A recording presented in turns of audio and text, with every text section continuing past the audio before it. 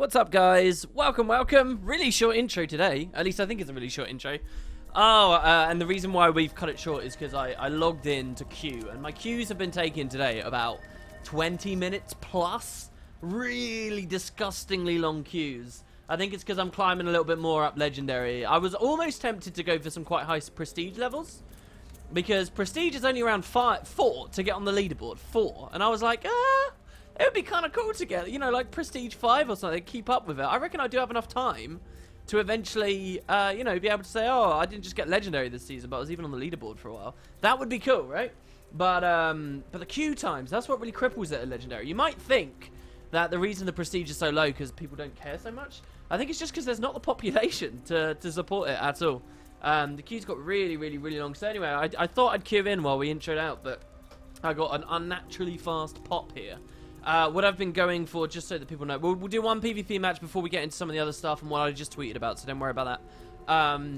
But what I've been going for are the alternate achievements, because I got Legendary, I got the back piece, I've basically got everything that they're asking for PvP this year. Everything. Except for the Year of the Ascension, I do need to get these last couple of achievements. So if we go Year of Ascension 4, what I need is 10 wins on Thief, Rev, Engineer, Guardian. And before you ask, no, I'm not doing it properly and honorably and how, you know, we should be doing it by actually learning these classes. I don't want to risk that. I'm going to tank too many games. It's going to be horrible. And I'm not going to waste the time going to unranked for ages just to do it. So instead, what I'm doing is just swapping at the end of games. I'm playing my Necro primarily, and then at the end of the game just dipping in on the Thief or dipping on the Rev or whatever. The one I just finished was Ranger.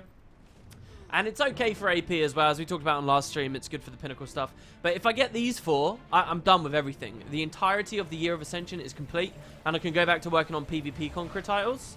And maybe one day I'll get all of those. Hopefully get all of those for the next account or two. Oh my god, I've been completely unaware of what's going on. That is really weird. I don't think I've ever seen a Necro harassing from that little ledge there. That's cool though. He's probably going to kill me too. Let's see. We just got to get the transfers right. We have 4 of them at our disposal. Can't because they got a Rev with them as well. Are they team queuing? No, it's just solo queue. It's okay. One guy on my team has the awareness to go for the pickup, but I think he's going to get counter cleaved. We're both going to die, lose the mid fight, which is going to be pretty sucky. But yeah, so the stream title for today is The Last Arena. And this is because at the end of the last stream, I got involved with Fingerlights in chat. Fingerlights is one of the people who's been primarily responsible for a lot of these huge, awesome donations for the prizes. Today is currently Sunday, and the plan was to every week do one of these big tournaments. Oh my god, I'm not even playing. I got so caught up looking at Twitch chat there. The plan has been to do one of these cool tournaments in which we give away all these awesome prizes. Problem is, apparently, there's been a big change to the arena. So Fingerlights got back to me today, and he explained that apparently, with the latest patch, where they changed that whole invulnerable team colors thing, should I go support that? I've got no shroud. I can't even move quickly. If I'd gone with a fear mark, I think I might have even missed that as well.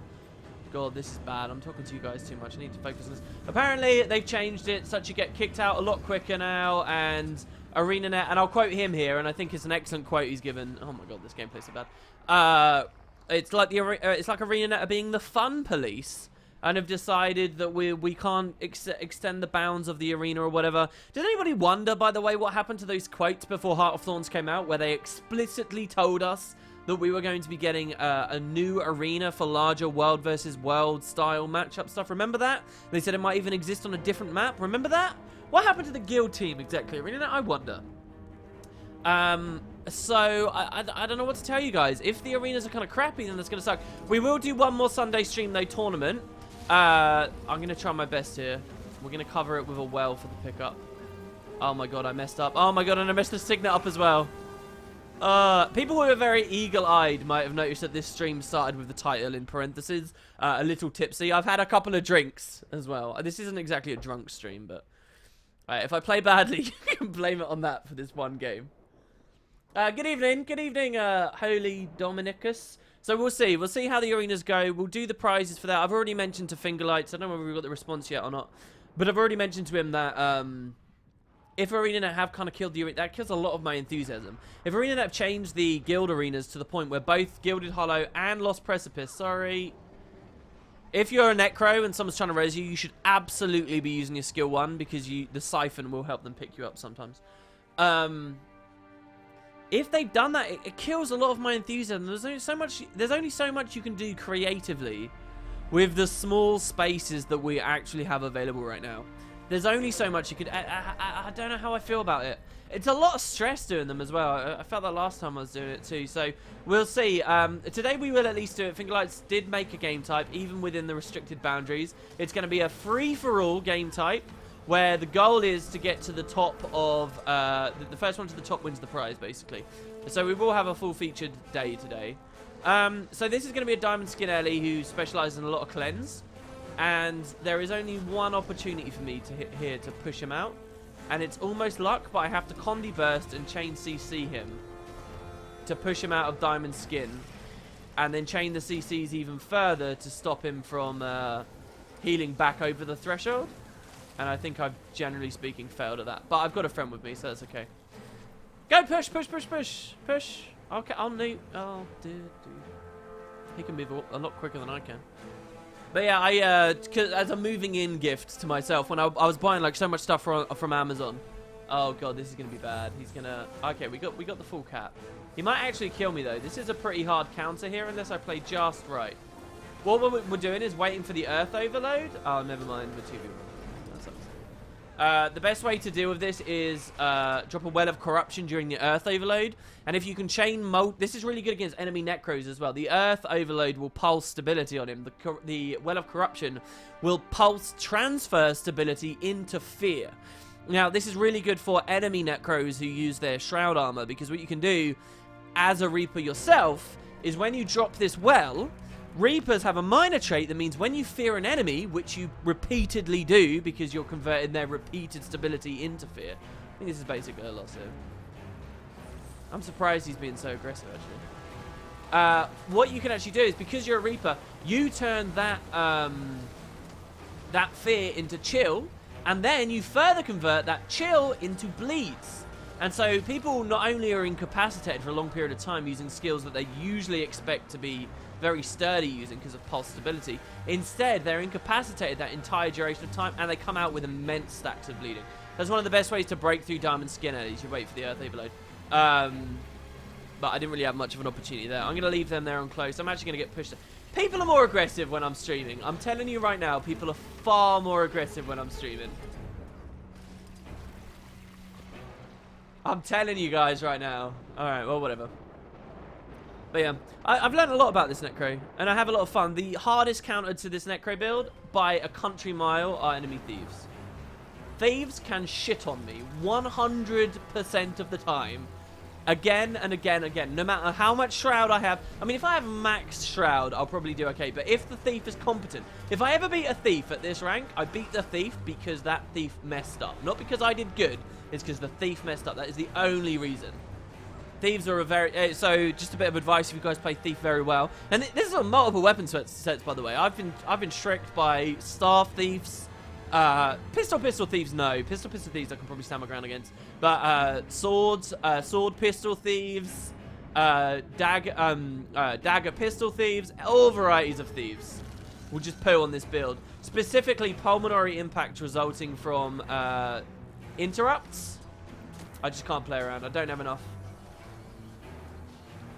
The Elite has got too long of a cast, and that's fine. I like the game having hard counters. I've talked about this before. I think that the meta would be much more healthy with more of a rock, paper, scissors attitude from the devs, which unfortunately we lack a lot. And because I think there's a lot of quite short-sighted players in our community who believe that every build and every class should be able to 1v1 every build and every class, and that's just not true in my opinion for a healthy game.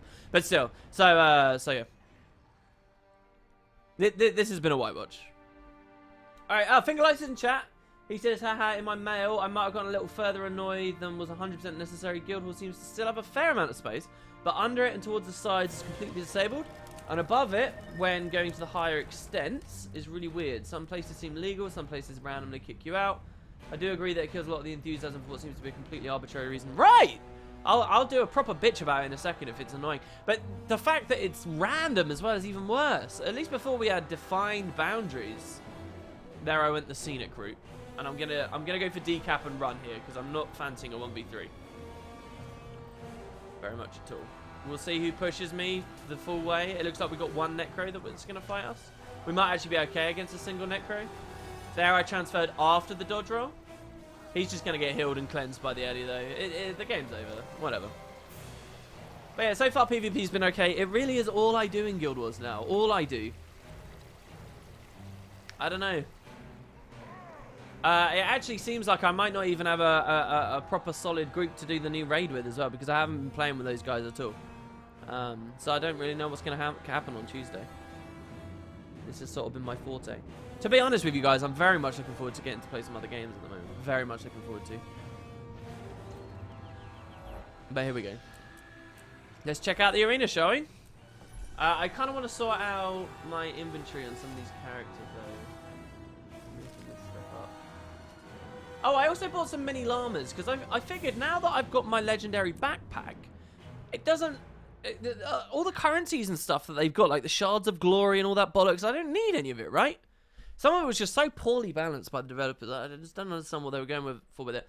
But so, I was thinking of doing the llama thing. You need llamatic essence, though. Does anybody in chat, okay, serious question right now, this league vendor, alright? I already have the legendary back piece. I already have the vial of salt. Is there anything else I want to spend PvP league tickets on? Anything? These 4 combined for the vial of salt, as far as I remember. These obviously you need for the precursor. The certificate of support you need for one of the gifts for the legendary. Those are the same things with a different currency. And then you got shards of glory, which are just need more sinks by a long way, or mini llamas, which you put in the forge to combine together to make other llamas. So, like, better and better llamas. So, should I just spend all of my stuff? Should I buy 8 more llamas here? The only other thing I can imagine caring about is saving them so I can spend 40 on an ult to get a very quick exotic backpack. But I don't care about that.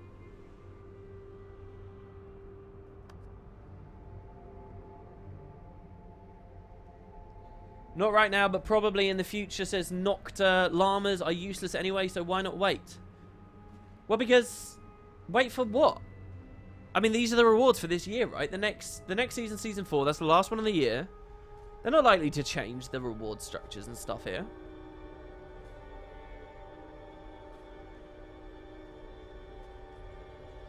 Save them for the next legendary back piece? Oh, that's an interesting idea. That is an interesting idea. Well, okay, I'll let you guys keep responding, because there'll be a bit of a delay on the stream here. I hope you guys are all good, by the way. I've got something else I want to talk about, which is the best YouTube video I've seen in months. In a second. But mini llama. Let's see. How many versions of the mini llama are there? There's 3, aren't there? So you get the mini llama, which you turn into the fancy llama. The fancy llama, you need 3 of those to turn into the elegant one. Oh, and then there's lavish as well. So there's a tier even above that. So I have 4 llamas as it is. So this is, let's split him to the side. This is an elegant llama. That's a tier 2 llama, okay? So then we could get a second tier 2 llama with 20 and a third with 30, which would be a total of 50. So I could get a tier 3 llama if I buy 5 more. 4 more? 4 more. I think I'll buy 4 more, and then I'll just take the rest as a head start for next year's.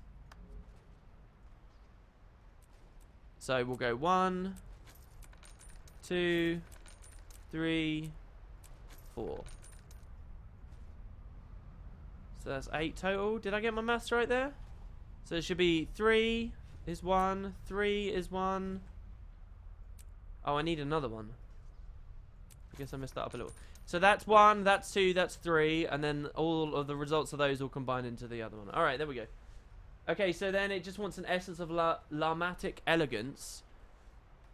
Honestly, I think that what we're doing right now is an incredible example of what Guild Wars 2 does wrong.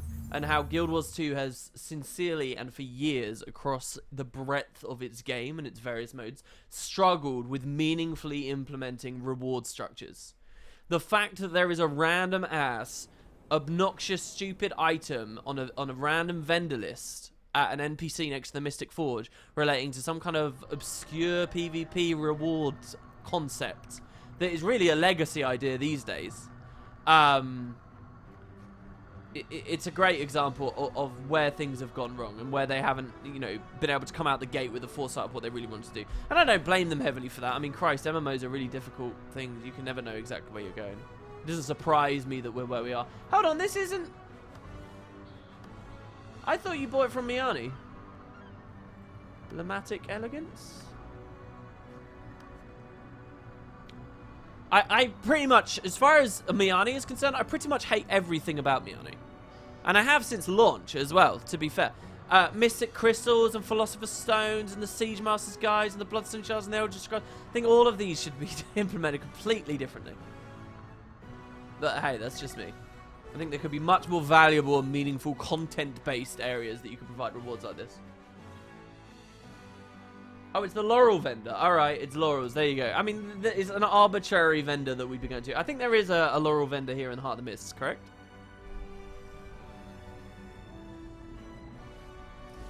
Let's see here. Here we go. You know, when people bitch about the game having too many currencies or too obscure means of rewarding people, whatever, I actually like a lot about the wallet, and I wouldn't be mind to hear that, you know, 50 more now that the wallet UI is properly implemented, I wouldn't be worried to hear about more and more currencies like this be added. I actually think dedicated currencies for dedicated rewards in dedicated areas is a really good, healthy thing, especially for a game like this, because of the way it's account bound and so on. But stuff like the obscure things that you find deep in Laurel vendor menus and Miani, that takes the cake a little there. All right, what have we got? I've got no idea what tab it would even be in. Living World Season 1 rewards? Unlikely. No, it's not. Let's see, what have I actually got here? Unlocked. I know I've got that. That's where you can summon the fake merchant. Unlocked. Unlocked. I've got that. Unlocked. Unlocked. Unlocked. Unlocked. Unlocked. Unlocked. Unlocked. I might not have those. 15G for each. Shit. Scarlet Right, Carpet Shell, Slick Pack, Twisted, unlocked. Hey, I'm pretty good. Season 1 I was doing pretty good. I guess I got all this stuff. That's nice. I wonder whether if they ever do redo Season 1 ever, if that actually becomes a thing, I wonder whether they'll have the foresight to remember this vendor exists and change the way some of this works. Okay, it's not Ascended. It's not this Ascended. It's not that. Or that. Well, that's... It's going to be tab 1, isn't it? It's going to be tab 1, general. See, like, why is this just bunged in it? Well, because they wanted to be sold for Laurels, obviously. Oh, that's my phone. Sorry about that, guys. Could be Twitter going off. Essence of Scrittish Charity. See, I have no memory of this thing existing. What is this? I consider myself, as I've said... maybe not an expert on Guild Wars 2, but definitely a generalist. That I've got a reasonable breadth of knowledge about every individual area of the game. I think that's fair to say about me. I don't remember what this is. Should I buy one? No, let's not. Let's not. That's me being a little tipsy speaking there. Where the hell is the Larmatic Essence? Oh, here it is. Okay, 3 Laurels each. So we want... I'm just going to buy them individually. We want 1, 2... 3, and then we're going to want a 4th to combine the new ones we get. So okay, we'll have a tier 3 llama. That's pretty good. Type a 1 in chat if you have a tier 3 llama. We'll see. There's probably some of the rarer minis in the game. There's not too many rarer than that. And I do actually... the problem is with me... I talked in the, yesterday's stream about how I care a lot more about prestige and rarity than I do about how things actually look. The Mini Karka is the rarest mini in the game. That's been for years and years and years. I already own that, so this whole thing here is a bit pointless when I'm already a couple of steps above, I guess. But, well, I don't know. Maybe not. Just like the llama, the script could be upgraded. Well, yeah, I got that from the description there. All right, here we go. This will be fun, I guess. Oh. So we're going to have to split these guys out into little individuals. Oh, no, I didn't have to do this. I could have just dumped... Oh, that could have actually been really good, the way. Oh, well, whatever. Okay, so... Him. Plus him, and him, and him. Boom. Oh, whoa. Did you not unlock? Why didn't it unlock? It does it for weapons. Oh, what? It's going to take it away from me to add it to the wardrobe and unlock. Oh, what? So I have to buy another one. And then that also means for the next tier up, I can't do that. I want to unlock my whole way up. Well, mind you, the idea of having every single mini in the game at this point is so far flung. Again, maybe they should split the Black Lion specific ones away. Well, I don't know. Minis, so many of them are Black Lion related. Someone said I've only got the script. I don't know if I have the script. I had no memory of it. Yeah, I need to buy an extra 5 just to unlock the lower tiers. That's a bit, iffy. I mean, I'm not going to sit here and bitch and cry about that, though. Let's be honest, this is a pretty minor little system in the game. It's hardly going to be a priority for the devs. So what, it's a bit clunky the way that the rewards work for the mini llamas, an old abandoned PvP reward idea before leagues and things were properly implemented. Oh dear. Oh, the cat robots from Fractals do the same thing as well, do they? Interesting. Very interesting. The other thing I was going to do, there have been a few generous donations. I've got to say, Spud Club, you guys are awesome. I love you all very much. But really, the level of the Spud Club, the fact we are level 46, and the progress and the success of the Spud Club rests on the shoulders of about 10 people, tops, across the entire guild. Who have been very generously donating. A lot of people donate to me and say, hey, you can use it personal or guild related. I've promised every single one of them I will only use it for the guild. We currently have about 800 G. The 2,000 gems are mine. But we have about 800 G. And I'm going to show you guys just how expensive some of these upgrades have got. I think the other day I spent about 600 gold of donated money. Basically from one guy to get a single upgrade for the mine. A single upgrade. And that isn't me complaining. I'm happy that the guild has very, very expensive upgrades as a part of it. I think, again, this idea we talked about in a couple of streams before about the idea of having a PoE style like league reset or a new environment for Guild Wars 2 for people to play in that's reset and everybody has to start clean over if you were to choose to go over to it. It's actually kind of cool. The idea of people getting very high level guilds I think should be something that's talked about a little bit more because there's a lot of prestige associated with this vast amounts of gold. But yeah, some people have been donating. What I would much rather is rather than a couple of people, a couple of individuals donating vast amounts of cash, like Fingerlights in chat here, who's donated so many of these rewards we're about to play for today. Instead of a couple of individuals who are pouring their heart and souls out to just sort of have a base of people, you know, doing stuff. And I'm sure I'm not the first person in human history to feel that way. There's probably a lot of absolutely wonderful charitable initiatives out there where if everybody just gave a single dollar, it would do so well. You know, like, give a single dollar to NASA. Why? What is going on here? Why didn't that refresh? That was weird. But instead you have just like an individual who accrues a lot of wealth that has to take it on themselves, like Elon Musk. That's probably a terrible comparison I just gave. Here we go, so a mini elegant llama. So the point of this, for those of you that don't know, I guess I can't show you anymore because they're not in the inventory, but the llamas slowly get more and more clothes. So this elegant llama has now got a hat on. And I think the old one had like a scarf or something. And I think the final tier has a hat and a scarf. That's literally it. I'm not going to bitch about that though. I think minor cosmetic changes, as long as they are evident in some way, are absolutely worthwhile. That's why I hold the reward structure for the Triple Trouble Worm, for example, very highly. You know, some people will look at those rewards and say, oh, they just put a green glow on an existing skin. That's bollocks. I look at that and say, though, yeah, but that green glow can't be got anywhere else, and that's important. All right, where is it? I want to unlock it. Man, what? Or should I say, that's... So basically, if I unlock this one thing here, I am consuming 90 tickets. So if I consume this, I'm going to need a further 270 tickets to get the final tier. Or if I don't consume this, long term, I can get the final tier in just 180 instead of 270. That's annoying. Maybe I should bank it. What do you guys think? First person to tell me, type a 12 in chat. And then yes or no. Bank or no. Yes, I'll bank. No, I won't bank. Resta says, just do it. Yeah, there's this thing about NASA, if like, obviously United States related, but if everyone gave like just a single dollar or something, I think it's like, isn't it like, of every tax dollar that is spent by citizens of the United States, is like 0.05 of a cent or some crap. Maybe that's far too low. I think that's bollocks what I just said. Maybe it's like 5 cents or something goes to NASA. It's like nothing goes to NASA. There are movies that have had bigger budgets than the yearly budget of NASA has. So can you imagine what they could... I think the film The Martian... Was it The Martian? People were ironically talking about how The Martian cost more to make than an actual mission to Mars would have.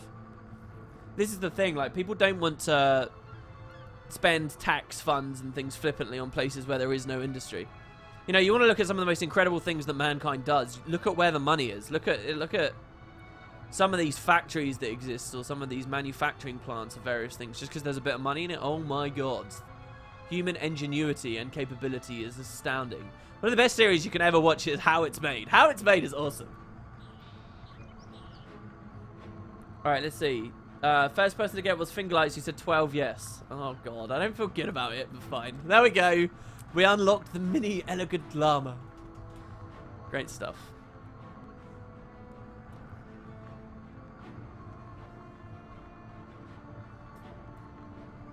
I'd prefer to get something now than get something better later. Spoken like a true man of Western civilization. Oh. Alright.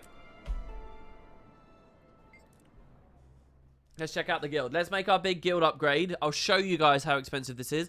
And then we'll check out the arena. So, oh, here's the thing though. I did want to do this on NA today.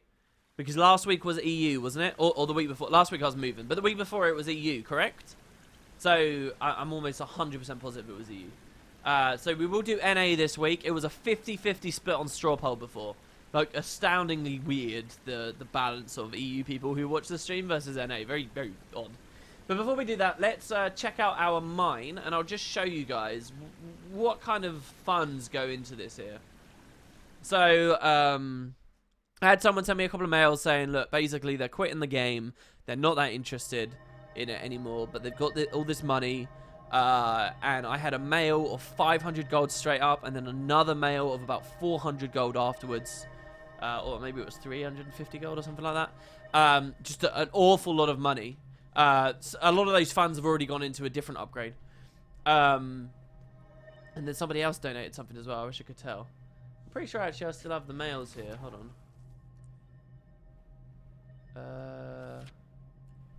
Here we go. Oh, well, this is... Joby1 gave a huge donation the other day as well. I think this was like 161 already, but I'm capped again already. Joby has donated a lot. But yeah, basically, as I say, there are a couple of people who are spending this cash. And this is what it goes on, alright? So this is the mine. This is the tier... this is basically the final mine. This is the Gilded Hallow version. I don't believe I've ever produced any content actually showing this off to you guys, so enjoy it, I suppose. Don't forget, we're not really mining for the golden stuff here. We're mining for Ethereum, which is in the rock. It's kind of cool. I was brushing up a little bit more. Slowly but surely, I've been brushing up more and more and more on Elder Scrolls lore. And it was funny to hear them talking about Ethereum being a thing that I believe the Dwemer tapped into. And it's like... odd comparing that Ethereum to this Ethereum. Anyway, so this is this mine, but we are one final upgrade away from completing this. And this is what we're going to buy right here, right now. Okay? So check it out. Mining rate 5. And I'm going to do a video, when we've maxed the guild hall out, I want to do a video sort of reviewing these systems. And the one thing I would say is this is actually thoroughly unrewarding, and for a couple of reasons. Reason number one is the upgrade, the penultimate upgrade, which we just got, which cost me already about 600 gold to get it. The penultimate upgrade is, oh, Ethereum capacity? No. We already had this. Okay, I guess specific to this guild, the penultimate upgrade was mining rate 5. But the funny thing is, when you get to the point that the guild is now at, we're at level 46. This probably starts around level 35, something like that. A bit of information for those of you who don't really do any kind of guild leading style stuff or aren't too forward with this.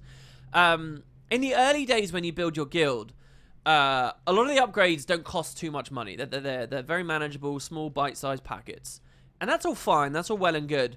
But your main limiting factor is Ethereum. It's the rocks that are mined from this mine. So you really give a massive shit about getting mining rate. You know, like mining rate 1, mining rate 2. These things are really important. You really, really feel the power of them because you've got so many people, especially considering the psychology of your guild mates. When you first start out, everybody's going to be a lot more generous. I think across the board, that's how you'll find guilds function. They're more generous in the early days than they are in the late days.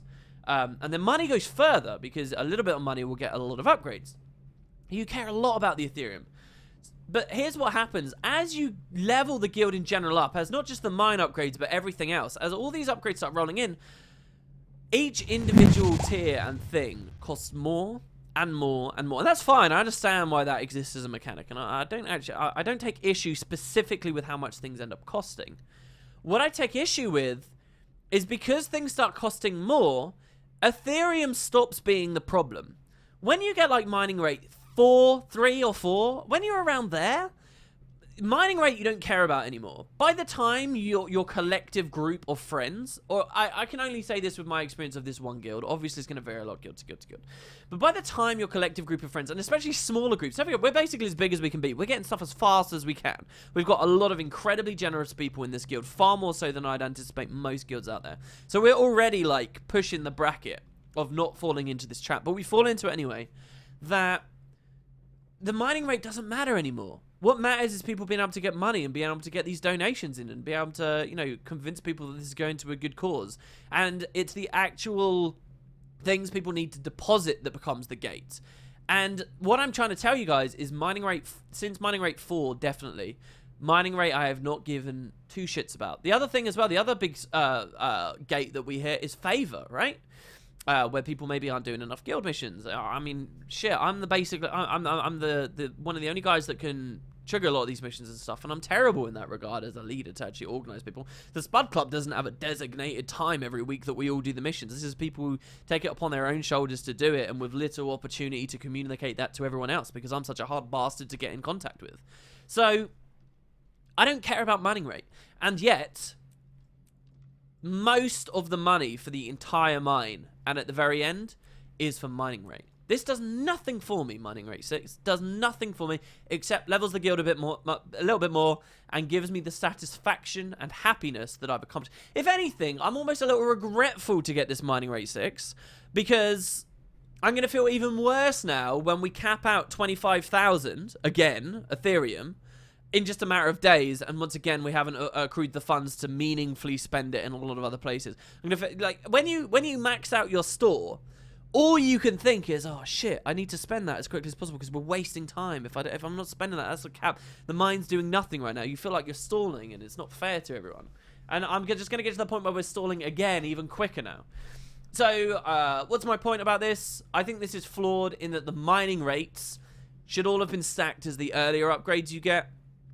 And it's about now that I care a lot more about capacity. If this wasn't mining rate 6, but this was Ethereum capacity 7, and this bumped my stores up to 50,000, oh, I'd actually feel like that's vaguely gratifying. That's vaguely good.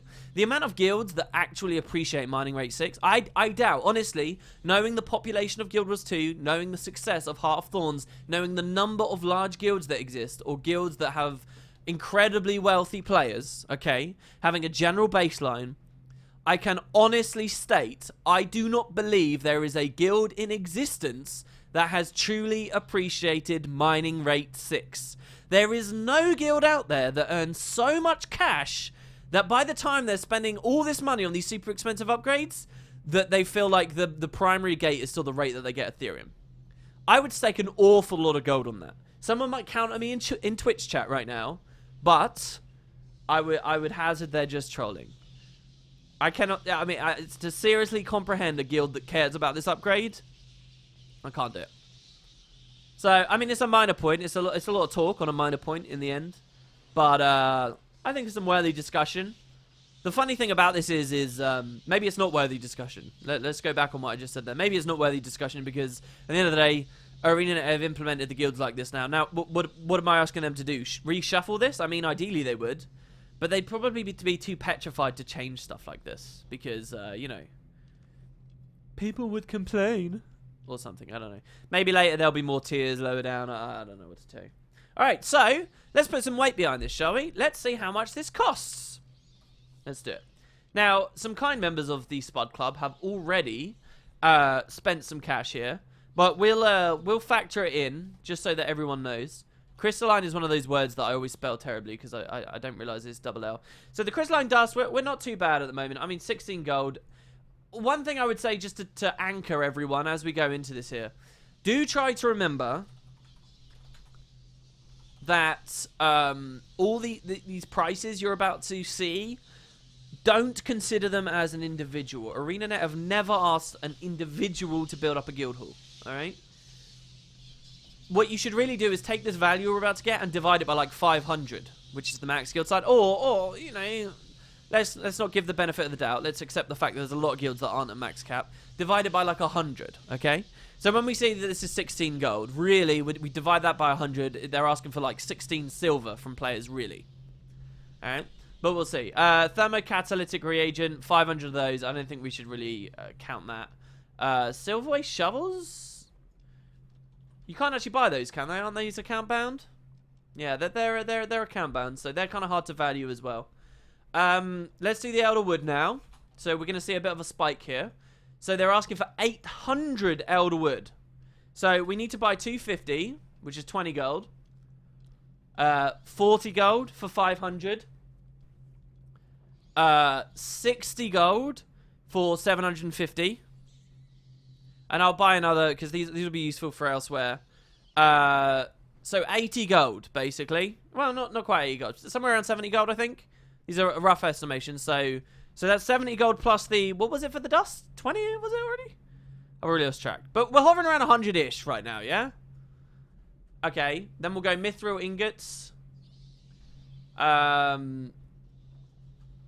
So we're looking at, you know, maybe 5 gold or something for that. No, less than that, Maybe like 4 gold. Not too much. And then here's the big one, of course, the leyline infused tools.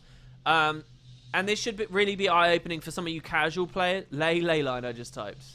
This is what happens when you drink and play Guild Wars 2. This should be very eye-opening to people. Leyline infused tools. To craft these, you need a lot of the Heart of Thorns currencies.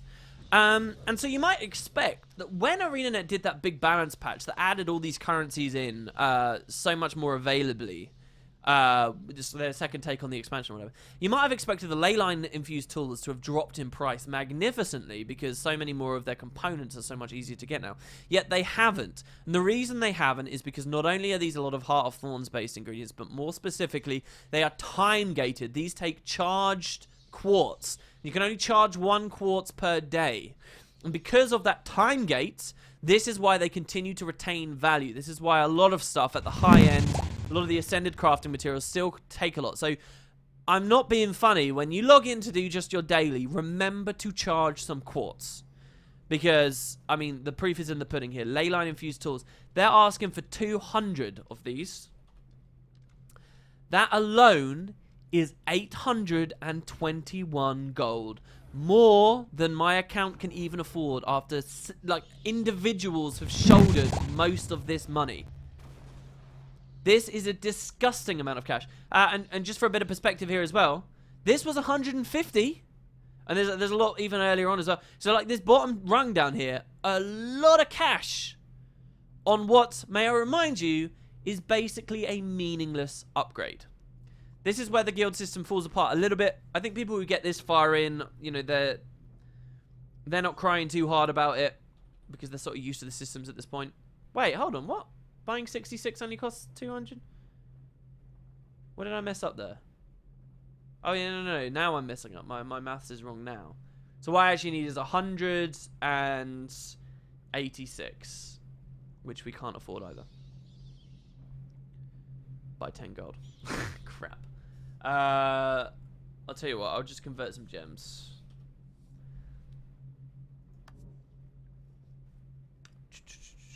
There we go. We'll just go 50. Thank you, ArenaNet Partner Program. Alright. And so, yeah, huge money sinks. And I feel bad. I feel bad, really. Why are we doing this? Because we resolved to get a max level guild. That's it. Because we resolved to get a max level guild. Now, why don't... You might wonder, what potatoes, why don't you spend some of this money on other exciting things beforehand? And obviously you can do buy orders. That's another thing. I could respect other people's funds a little bit better, obviously, by going buy orders. There is a fairly significant price difference, 40 silver per.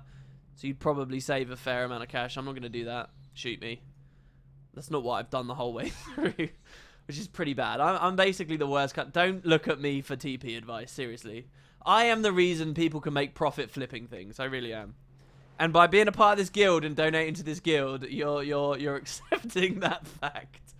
That a reasonable percentage of your cash is being thrown away into the pockets of more patient men. I forgot what I was trying to say. Yeah, you might wonder, well, wooden potatoes, why don't you spend that on, say, marketplace this, marketplace that? It's really because I don't get messages from people that often saying, hey, I desperately want you to get this or this or this first. When I do, I'll prioritize those. But certainly for the past month or so, the mine's been the main focus, and well, there we go. WP spoken like a true member of Western society. Oh wow, this looks a bit different right now. I'm glad people have been having fun decorating. And so that's kind of the story of, as far as I see it so far, the higher tiered upgrades. It would be nice if there was some final aesthetic change to accentuate this perfect, you know, score that we're now about to get. But there's just not. There's just not.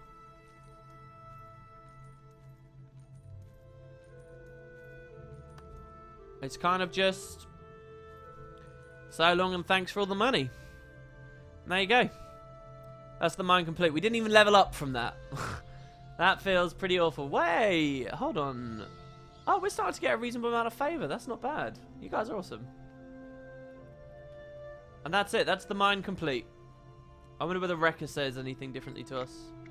How fair is the mine? It's looking like a real mine in here. We've done good work and the Ethereum is flowing nicely, but complacency's for chumps. I know we can squeeze out even more Ethereum from these rocks. See, that's the thing. I don't know. I guess the point I'm eventually going to want to make in my sort of guild review video, if I don't know. Maybe talking about it on the streams enough. But I guess the final point to make is it all seems to end quite limply. There's no leaderboard to compare the progress of my guild against your guild. That you know, over a certain space of time or whatever. There's no opportunity to pursue further interests once we've got it maxed out. There's no particularly interesting perk. You know, all it would take, in my opinion, maybe my perspective for how rewards should be done in this game is all wrong. All it would take, in my opinion, is once you've got a maxed out mine, I think there should be like a little architecture decoration, and it just throws 150 of them into storage for you, you know, of whatever it is. You know, maybe it would fit into furniture or whatever else. And it's like, there you go, you got this cool decoration because you maxed this out. There you go, that's your reward. Have fun. And you'd get like a special decoration as a reward for each of the 6 core pillars of the guild progression. And then a final 7th one for having absolutely everything maxed out and having the highest possible level guild that you can. And, you know, people can have fun with that and they can be recognized for that. Maybe even something for people to take outside of the guild halls again. I don't know. I would like to roll back on one of my earlier statements as well about some of the other rewards. Actually, I think one of the coolest, if not the coolest systems in the entirety of the Guildhall system is something I have previously bitched about, and I hold my hat in my hands, and I will absolutely go back on what I've said before. I believe it's one of these marketplace guys, the guild trader, the tier, the bottom tier. This whole thing with the mossy pillars where they rotate on a daily stock, and you can only buy a certain amount. This is fucking awesome, and ArenaNet did a bang-up job on this. You just kind of have to understand how it works. Previously, my complaint was this, that scribes are too heavily reliant on what is only temporarily purchasable from this guild trader in limited quantities, such that huge branches of the scribing crafting trees are locked out to prospective scribes as they play through, and it ends up costing them a lot of money, and it's just frustrating, and there's less fun to be had.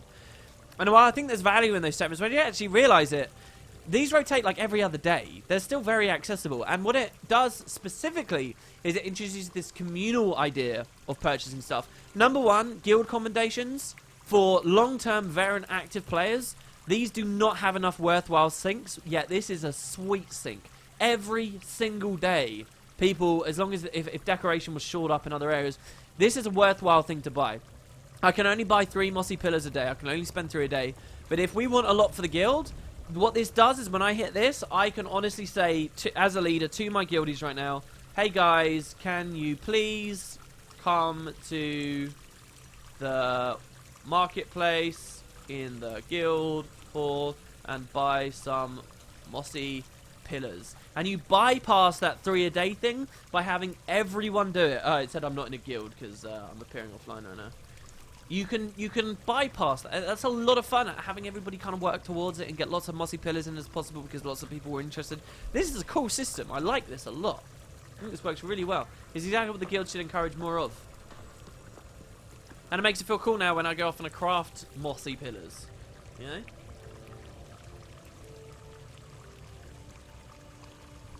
Oh, Flaganti's been doing giveaways in chat, by the way. WP, what's your view on the legendary armor and the pack provision of tokens you need for it? I actually don't know what you're talking about. Has it been revealed, the acquisition of legendary armor? If it needs pack provision of tokens, are these like time gate? I really don't know much about the pack provisioner, I'm afraid. Philinor says scribing makes everything expensive, including time. Yeah, it's very, very, very, very difficult to talk about. But our calculations there on that funnel mine upgrade, we're looking at about 1,000 gold, maybe a little under, about 900 gold, somewhere around there. It's slightly shy of 900 gold. You divide that by 100, all right? That's like 90 silver per person. If you had a max guild and everyone contributed. No, if you only had 100 men in your guild, sorry, and everyone contributed. We have 500. You could potentially spend even 5 times less than that. I guess the point is, it's a real job to foster a culture within your guild of everybody happy to donate little amounts. And I think there's something much bigger than video games to discuss. There's something about human, just the way we work, I guess. You know, human psychology, and it feels like if you donate only a little bit to a small cause as an individual, it's really hard to see how that money is working and to see that it's really going somewhere. And, you know, I, Wood and Potatoes, who's receiving all the funds and can quite demonstrably see that lots of small donations actually counts for something. I can tell you till I'm blue in the face. Yeah, it really matters. You know, you're given 1 gold a week. This is huge. This is really awesome. Thank you so much, because I know a lot of people are doing it. You know, that power in numbers. You as an individual never truly have that perspective. I think charities will encounter that. I encounter that all the time based on my own livelihood on Patreon. You know, like I will promise people, I'll swear to God, that somebody who donates, you know, $2 a month, of an entire month, they give me $2. They're going to feel like that's just a useless little thing. But, you know, if enough people do it, it can change my life. It can change the world if enough people don't put that towards something meaningful. Like, you know, like I say, the whole NASA thing we were talking about earlier. It's kind of interesting. Anyway, different topic. All right, let's stop talking about random bollocks. Before we get into this tournament thing as well, completely different topic, but something I was doing just before I started streaming here. I was sipping on honey-flavored Jack Daniel's whiskey for 2 hours, watching a single YouTube video. Those who have followed me for a really long period of time, you'll know I don't really spend too long talking about other YouTubers. I don't really, you know, go on and on plugging people. I don't do the whole shout-out thing that a lot of people ask for. I try to, you know, just keep it on topic or whatever. However, if a lot of you long-time watchers as well, you'll know that I'm a huge fan of Lost. Yeah, this has got nothing to do with Guild of Soup. Nothing, literally. I'll only spend a couple of minutes on that. You'll know I was a huge fan of Lost, and I've always appreciated it as a flawed show, and I've always disliked specifically season 6 of the finale for certain reasons. But I generally have viewed it as one of the best ways of presenting characters to an audience, and also, though it was failing in a great many respects, a great mystery show as well. And I've always enjoyed it for the phenomenon that it was. Anyway, today I stumbled upon a guy who did a YouTube video review of Lost, and it is an incredible production. Like, if you feel like no one's on YouTube anymore, but because of true passion and true love of their subject material, and who is truly articulate and genuine in what they speak about and tries to be concise. All right, if you feel like that's all gone, that's all evaporated because people just like making dick and fart jokes to cater to the 14-year-old demographic that's so prevalent here, just to earn a quick buck, which is all you will ever see in the top 100 YouTubers. If you're cynical and you hate it like me and you just feel like the entire thing is soulless, I will gladly link you this video and remind you there are some incredibly talented people out there who get absolutely no recognition. This is a man who loves Lost to the point of just on season 6, he did just the first part of season 6, a 2 hours, 17 minute, a movie-length review, well edited, properly on point, cut together, incredibly well articulated and argumentatively structured review, and it is awesome. And I before streaming here, I would have streamed a lot earlier because I was watching this video. Basically, watch a movie of a passionate fan talking about a TV show, and it's really refreshing. It's really refreshing, and I thought I'd point it out, even if it's only a couple of people who probably don't even care about the show. It's basically him blasting the show as well, by the way. For people who want, you know, more reason to hate on the show, it's a great watch for that as well. But yeah, like Inks just said in chat, loved Lost even with its flaws. Yeah, me too. That's basically how I felt about Lost. For people on Wooden Potatoes too, just ask me in the comments if you want a link to it. But yeah, there's giveaways going on. Okay, so let's check out the arena.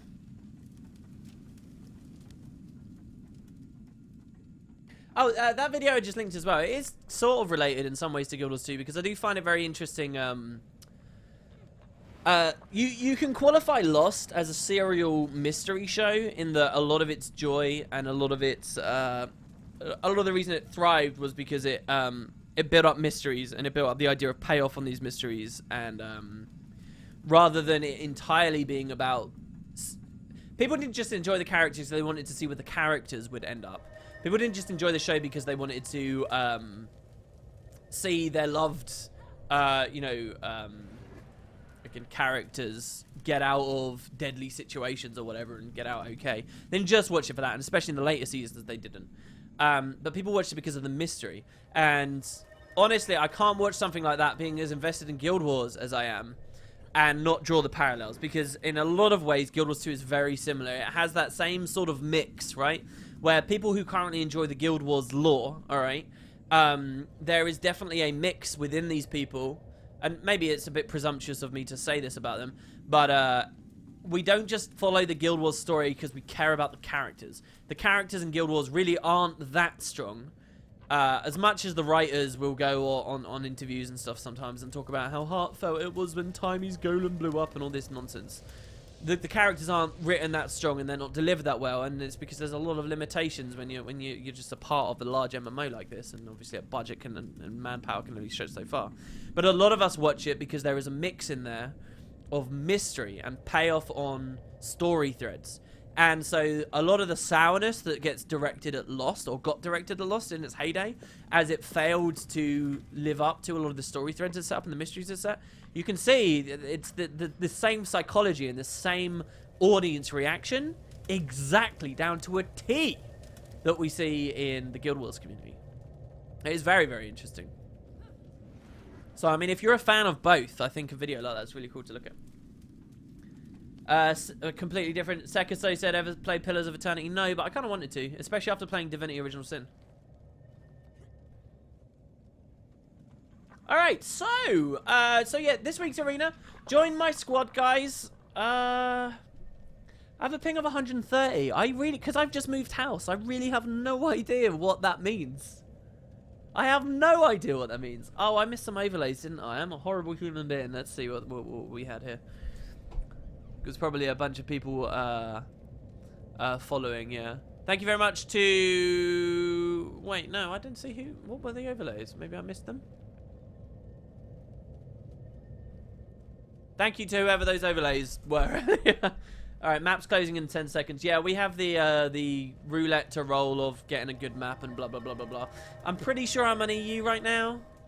That's a bit depressing if I am on EU. Getting 100... I used to get like 40 ping when I was on EU. If this is NA, though, that's really good. So we'll see. We're going to go... Oh, I can just check, can't I? I don't even have to change the overlay. Oh, we are on NA. Hey, that's pretty good then. I get lower ping now. The internet and the routing especially over the local network. It's so much worse, but getting better ping. What's my view on the pack provision of tokens? So the pack is this the system where you trade rares in the jungle and you get like bloodbound weapons which are completely useless, and I think some completely out of touch Guild Wars executive or some crap was like, you need to have this, it works for World of Warcraft, without any understanding of what our community is or what the game they built is. Those things, those completely useless random shit of a reward that they dropped in? Or are we talking about some kind of time-gated currency only associated with the new vendors that travel around the world in association with one of the core tier masteries? What are we talking about here? Wow, don't go into Pillars of Eternity at all. It was a huge letdown for what they promised. Really? That sucks. I want to lay it on the line for everyone. Wow. Lay it on the line for everyone. You can win some sweet guild prizes here. All you have to do is join my squad. The game type today, as Fingerlights has built it, is it's free for all. You might think, oh, PvP, that's not for me. I'm not really that interested in playing it. But hear me out, okay? What it actually is, basically, is a jumping puzzle. Today's game type is first to the top wins a Black Lion weapon. That is it. That is the entire game type. And it's a jumping puzzle through the arena, but the caveat is there's a bunch of players around you who will fight you, try to CC you, try and knock you off, try and kill you. Alright, and you can run whatever the hell you want. You can run a Dragon Hunter who can use F2 to cheese out jumps without having to worry about them. You can run an incredibly tanky invulnerability chaining Elementalist. You can run a Thief who tries to perma-stealth his way up. You can do whatever your heart desires, okay, to get to the top. So it'll be a bit of fun to flex your muscle, try some gear sets that no game type ArenaNet has ever created, will incentivize you to run, to maybe use an ult that you haven't played for a while. It's casual, it's friendly, it's whatever, and all you have to do is join the squad and come hang out in this guild hall, and we'll be throwing prizes out. If the arena changes, which is what we're about to check out, are as bad as I think they are, and this is as stressful as I think it will be, this may be the last little tournament we do. We may just change the Sunday streams to something else. Something more manageable. Try to buy says, if we die, can we come back in? Yes, you can. If you die, you just run back in. It's the first one to the top and then the round's over after that. But if you die, you can just come back in. Just keep spamming that free-for-all team.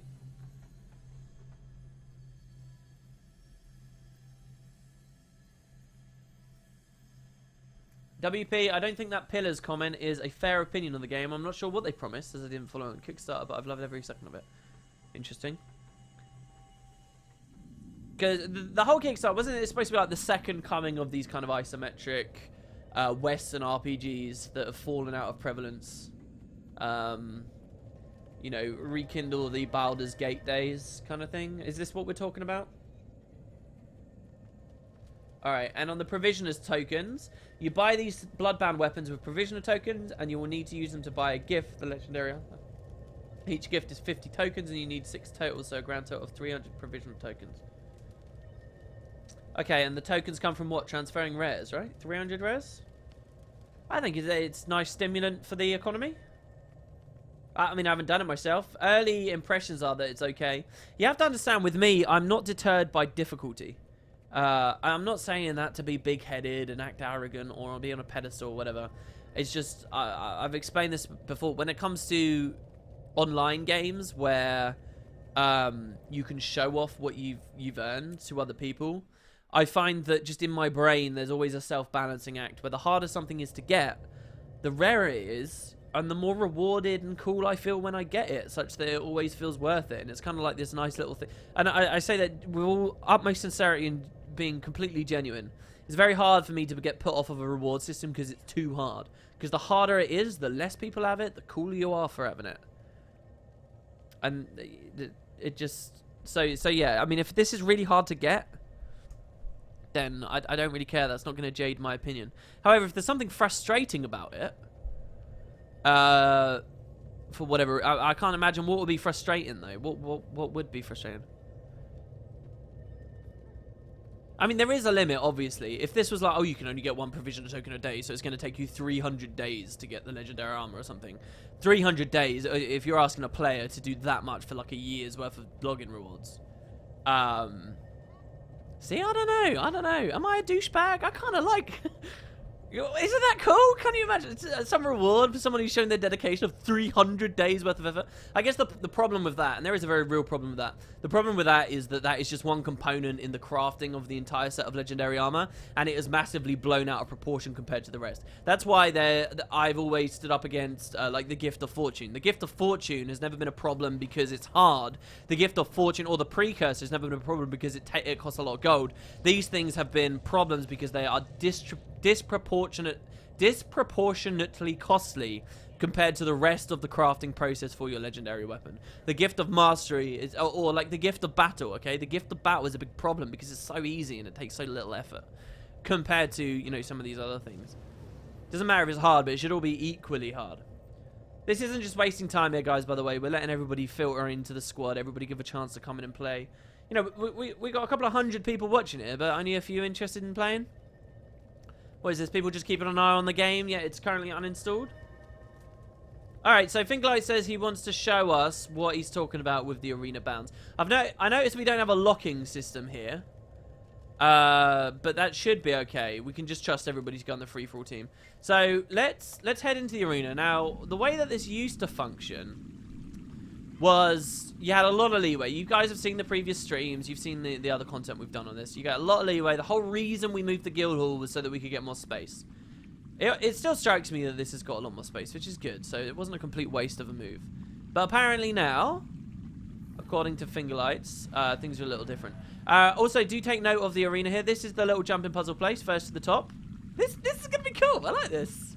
He's done a good little job here. I wonder if he's used all the gold walls that I made. He's used one. I made 20 of these, and we've never seen them be properly utilized.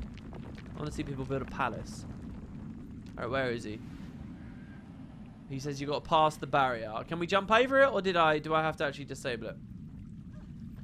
A lot of people are asking for guild invites.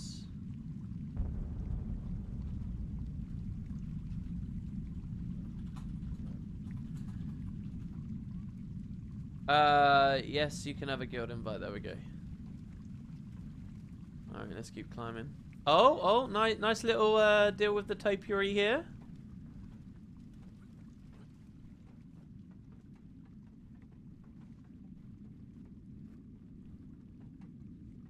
Wait, where kicks me out of the arena? Past it kicks you out of the arena. Oh, because I have the barrier on. Is it, it's not working, or? Because the barrier goes all the way up to the edge? Yeah. He did say that right towards the end of the whole thing you can get kicked out as well, but it's right at the end, so it doesn't really matter. Let's climb up. I'll give you guys invites in a second. It's kind of hard to while I'm playing. So I was really disappointed yesterday. One of the main things that I like to do while I'm making videos is edit in appropriate images and try and, you know, give visual representations of what I'm talking about, because I'm usually very lax on that. Usually my my content is very audio driven, incredibly audio driven, to the point where a lot of people will just use me as like a podcast kind of thing. They'll know that there's some Guild Wars footage going on, but really it's the kind of thing that they'll just put on an alt tab and play the game instead. But that's not very good for growing on YouTube, and that's not very good for... So this is the top. This is good. So I'm always trying to put a little bit more... Oh, there we go. So we got kicked out. Interesting. But it could be... So one of the main things I do is I Google image stuff and then download the Google images.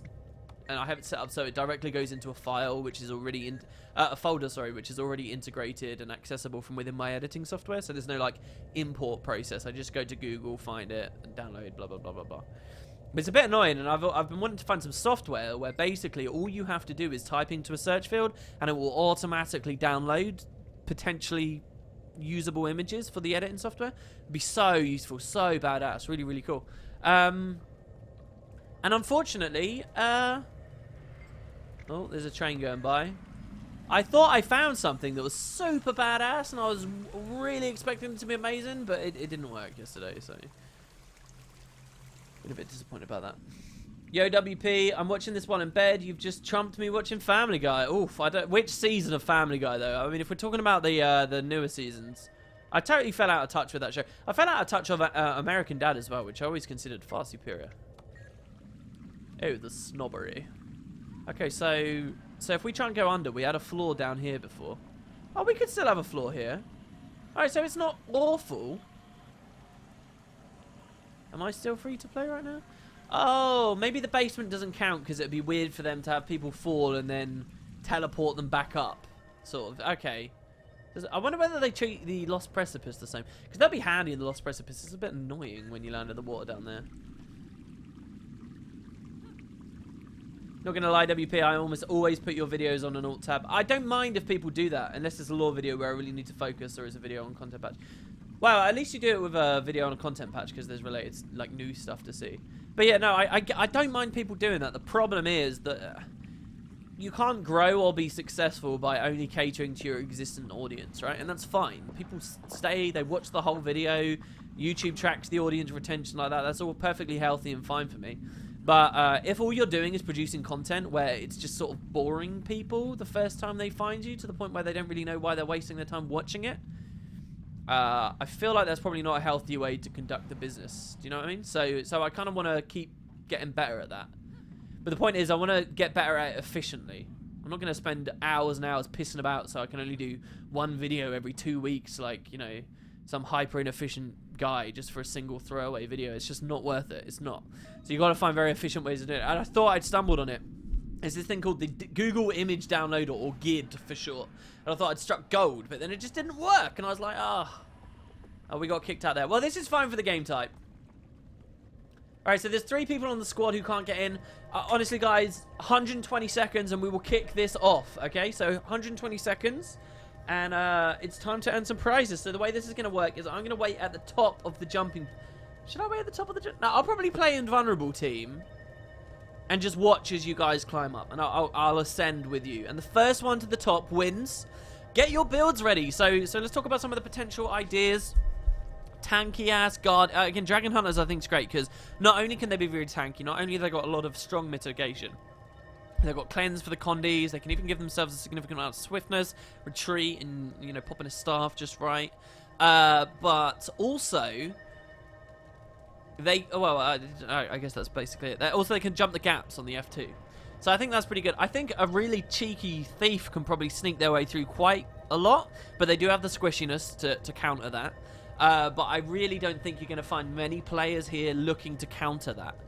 I doubt you'll see many NGs running the trait to pop reveal when they spam their bombs everywhere. And so what do you guys think about in terms of harassing everyone else as well? I actually think Staff Ellies would be really good. Dropping those earth walls, the static fields, the cripples, the chills on people with large amounts of CC is going to hit a lot of players, even with the changes.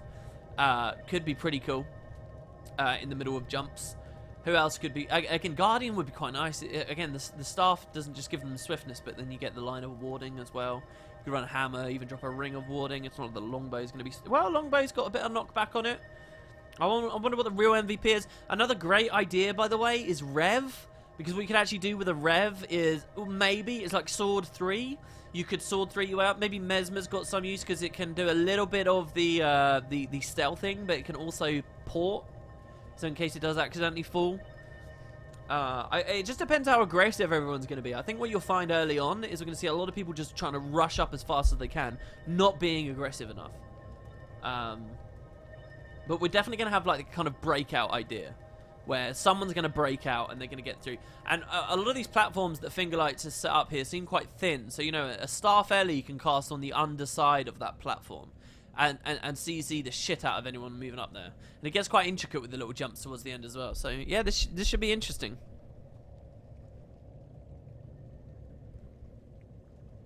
No path to target.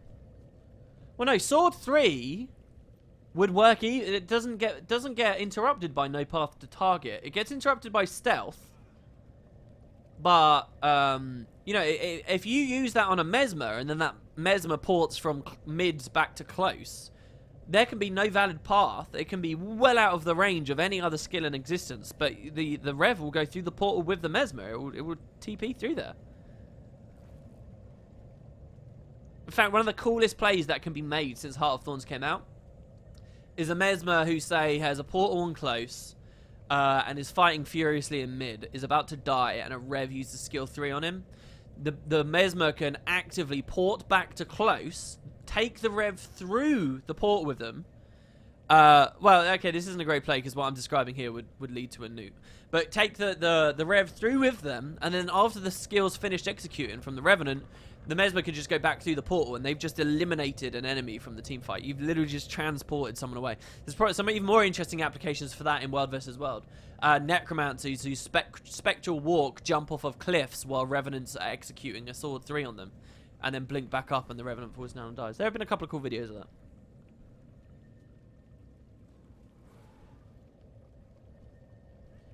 So Fingerlights wants to clarify with this game type that the end is not the fireworks, it's just the top of the tree.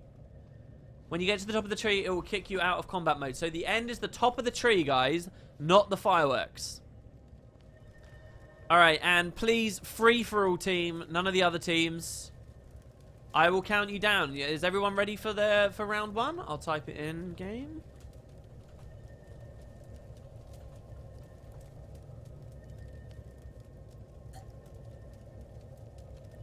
And yeah, please, no cheating. You guys can go in there already. Just don't start climbing. And don't start killing each other as well, if that's possible. Ideally, we would have set up a proper lock here, and I'd just release you in when we were ready. But oh, my God. Whoa. Someone did lock it. They used the gold walls. Oh, this is badass. It has all been locked. I didn't even realise. I mean, decoration's still there. That's awesome. Good job. Holy shit. Alright, cool. Alright, so I'll count everyone in. I kind of wanted to go invulnerable. We'll go... decoration isn't going to make us invulnerable. Fine. Hold on, guys. Hold on. I apologise. Let me just do something here. For the first time in a long time, I'm going to put on my Nomad's armor.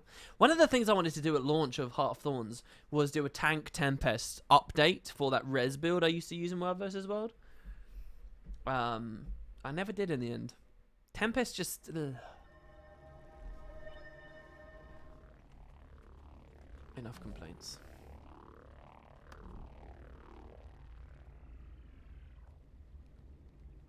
Alright, here we go. That's my heavy Nomads. Here we go.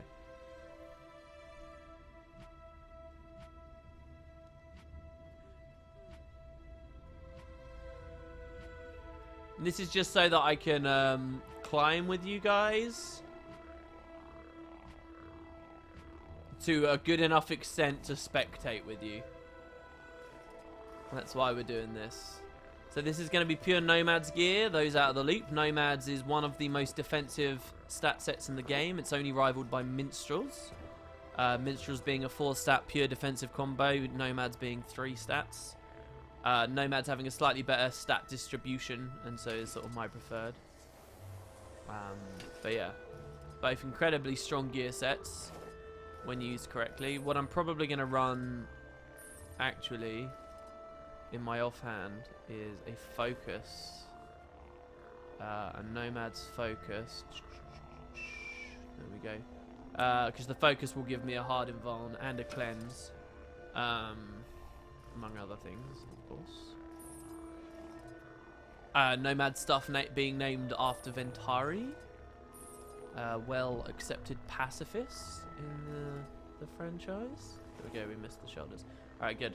And then I'll bung on some... What? The build I'm making right now is pretty much the build I think I'd actually be running if I was participating in this. Bit of stab. Actually, I think probably that's a bit better. This is really strong for this game type. Not just because it reduces my incoming CC conditions, which is really... But you'll never find this shine more than in this game type. But also, it gets you back into Obsidian Flesh much earlier in a way that's quite conducive with the rotation through achievements, too. And we'll take some stab at 50% health. And we'll go heavy cleanse. In the way of regen and vigor. Plus cantrips. Because, hey, who doesn't like some cantrips? Lightning Flash isn't actually going to be that good on this because no valid path to target will be a thing. And then we'll take some heals, some more heals, and Eye of the Storm because I think that's going to be funny because people will super speed off the edge. Okay, cool. Actually, do you know what? Playing Tempest might not even be the... Maybe Arcane would be better. It doesn't matter. Please don't target me. I'm just there to spectate. So it's almost potatoes for a midnight snack? Yeah, here in the UK, but then for a lot of other people, it's around dinner time, a late dinner.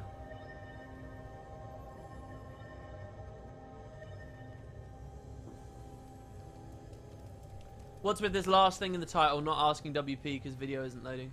Oh. Well, I'll answer anyway, even though you can't hear me, dear I Play Banjo. This could be the last Guild Arena we do on a Sunday because I'm not sure how much I like the fact that ArenaNet has quite randomly defined these weird boundaries that kick you out now and limit the creativity we can undergo. Also, it's quite difficult to run stuff like this, as I found out last Sunday. Alright. Oh, yeah, everybody stand on this. Excellent. Okay. Alright, on your marks, everybody. Don't forget about your food and stuff. On your marks. This could be really good. Get set. I almost typed ho. Go! They're off. Alright, here we go. So here's the first round of free-for-all climbing. The damage is rolling out here big time. This guy's breaking away. The winner will get a random Black Lion weapon from our lovely prestigious chest of rewards. I, of course, am winning right now, but only because I'm not getting targeted. He's moving on. Currently, Kiritsugu is in the lead. Can anybody catch up with this druid? I'm very tempted to immobilize him, but of course, I'm not actually a participant. We're hot on his feet. Seems like everybody... Look at this. Oh, I fell. How? What happened to me? Oh, we might not even be able to spectate. We've got a guy in downstate. Oh, Kiritsugu fell. These rounds could be a little bit longer than we expected, so there is a little bit of a chance of catching yourself once again if you fall. These guys aren't even hesitating to drop a bit of cleave on their opponents here. Now I'm popping in Obsy Flesh, so the current first place player is Althea over there, I think it is. Oh my god, no Finger Lights is at the top. The designer of the map, this is like Yu-Gi-Oh! Season 1 in which Pegasus is in the lead. He's pushing up, all he has to do is get to the top of that tree and he wins one of his own weapons he donated. There you go, I just saw him get kicked out of combat. And victory for Finger Lights. He says, if you break away from the pack. So, yes, that's true. What you guys might want to now do is refine your build slightly so that you can harass people who are levels higher than you. And again, think about that whole Mesmer thing with the portals. Good little play there. I guess Fingerlights will win one of his own weapons. I will honour the rules here. I mean, hell, he's entitled to take them all back if he wants. WP watches Yu-Gi-Oh! I did when I was a lot younger. I really don't remember much of it anymore. I mostly remember Season 1.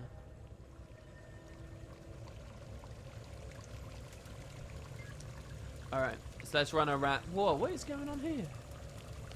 Since when have we been full of backpack sets? I'm such an awful guild leader. Who donated these? Oh, SCX did. No way. Are you there at the moment, SCX? 16 minutes ago? Holy shit, are these supposed to be prizes? What are these worth at the moment? Let's have a look. Tiger, Char. A gold each. Oh, hey, see, that's really good. I think that's a good little reward you can give people. Holy, look at this shit. Jesus Christ. SCX was in chat, was he? Sell them all. I've just seen them all. Oh, well, everybody thank SCX. Yeah, he's in chat. Alright, anyway, we'll roll the random number generator on this first. Let's just say that there's 40 Black Lion weapon skins. We'll get back into the next round as quickly as possible.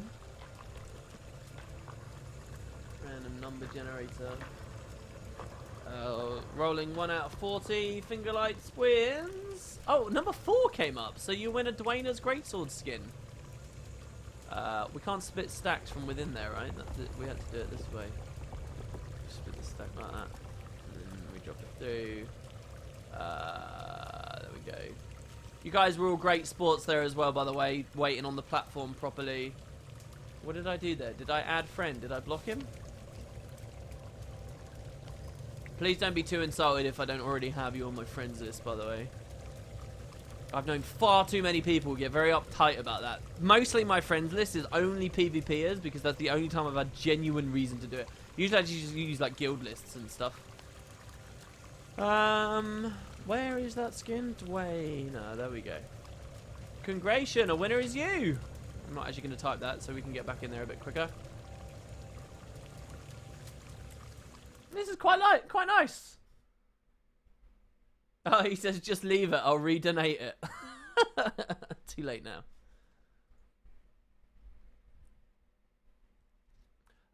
Can I join you and mooch off your XP? I'm a little noob fodder that wants to be cool. Mooch off my XP? What kind of experience do you think I'm getting right now? Why did I just leave the hall? This isn't actually... Rewards aren't actually offered by ArenaNet here. Do you know what? This is... it's taking me some real mental gymnastics to come and say this, but whatever. So it's going to not make any sense to you guys. Do you know what I really wish ArenaNet did, though? In Hearthstone, they have a specific reward given to people as one of their dailies sometimes to spectate other people's games. I think one of the PvP dailies every day should be to spectate a game. Or spectate a win, as it is in Hearthstone. I think that would be so cool. That would be awesome. I'm actually going to start from the green platforms on this one here, guys. You know, and I open up the spectating features to a lot more people, even if it is only in hot joins at the moment. I mean, hell, I'd be halfway tempted to do a daily spectating series. Back when I was more of a, oh, let's do pure Guild Wars 2 videos kind of channel anyway. Which I don't aim to be for too much longer. Alright. WP has a bad attention span, but he'll invite you if he manages to notice. You can't say that, because you don't know what it's like to get a million whispers and also try to entertain. I'm like Ross in that episode where he breaks down and cries and said, oh, it must be the pressure of entertaining. Alright. Here we go, we're good. 5, 4, 3, 2. I'm gonna wait for this to sync with. No, don't you get. No, you wait there. Get on the panel. 2, 1. No, not yet. Go. All right, they're good. Oh, I fell instantly. Oh, come on. Oh, that's super speed. That was my own super speed there. That was. Oh, the super speed is only gonna hit me anyway. Oh my god. Look, the men get separated from the boys instantly on this. Who's this in the lead here? Couple of players. We do have a Mesmer. We've got a Chronomancer on top. If he gets knocked off, we may find that he ports his way back through. Oh, he's already pushing. Somebody's gonna have to have the foresight. Oh, and he got knocked. He fell off himself. Alright, so our next person in the lead is Althea. Ooh. Somebody's going to have to see this and throw some CCs up here. Oh, a downstate element to this 3 does slow him down. Is it going to be enough to knock him off? There's a ranger harassing him as well. He's pretty low. There's a barrage that will cripple him in a bit of a jump. It didn't really slow him down enough. Oh, he can be CC. He can be hazed from underneath here, but he's stealthed for the last final jumps.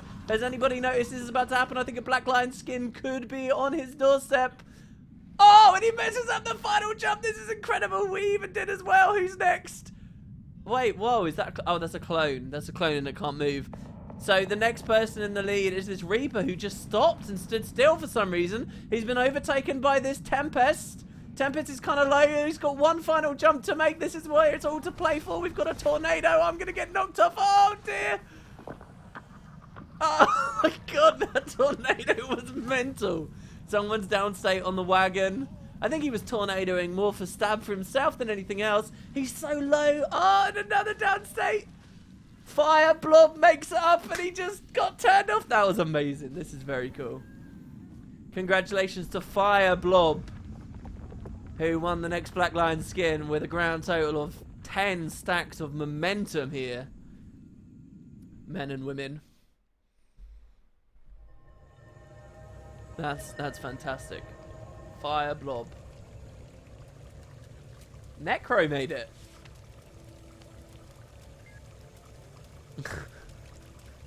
Alright.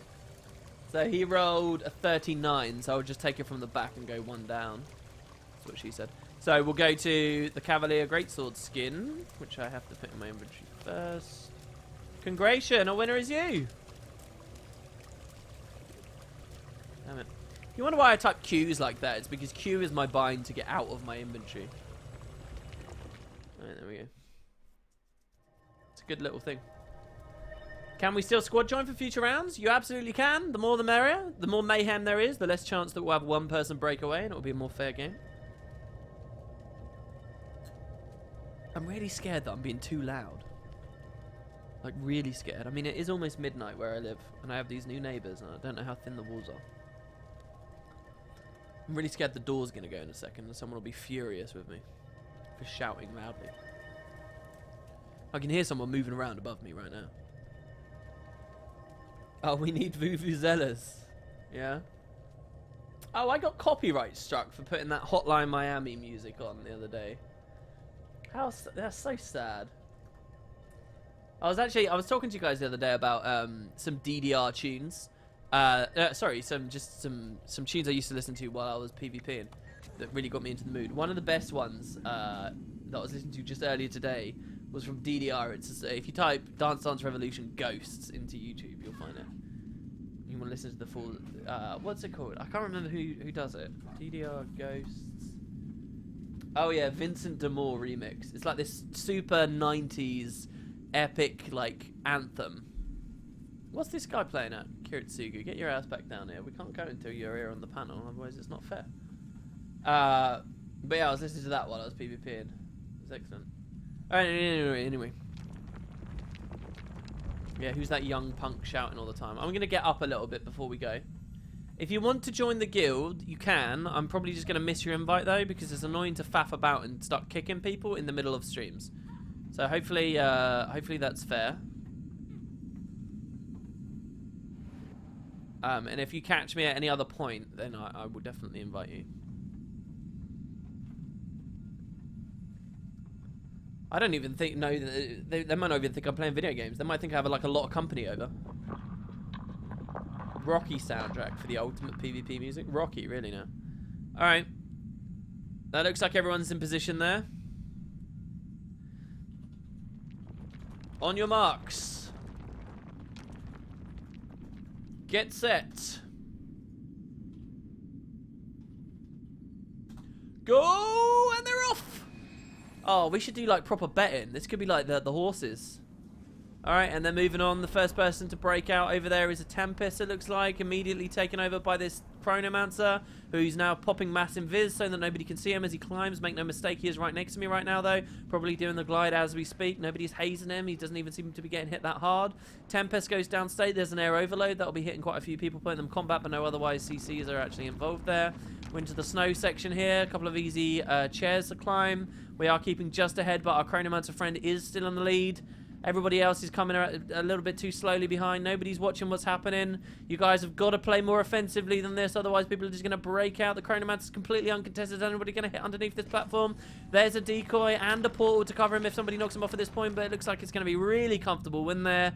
Congratulations to Aletha, who won very comfortably. Do you know what would be awesome? ArenaNet.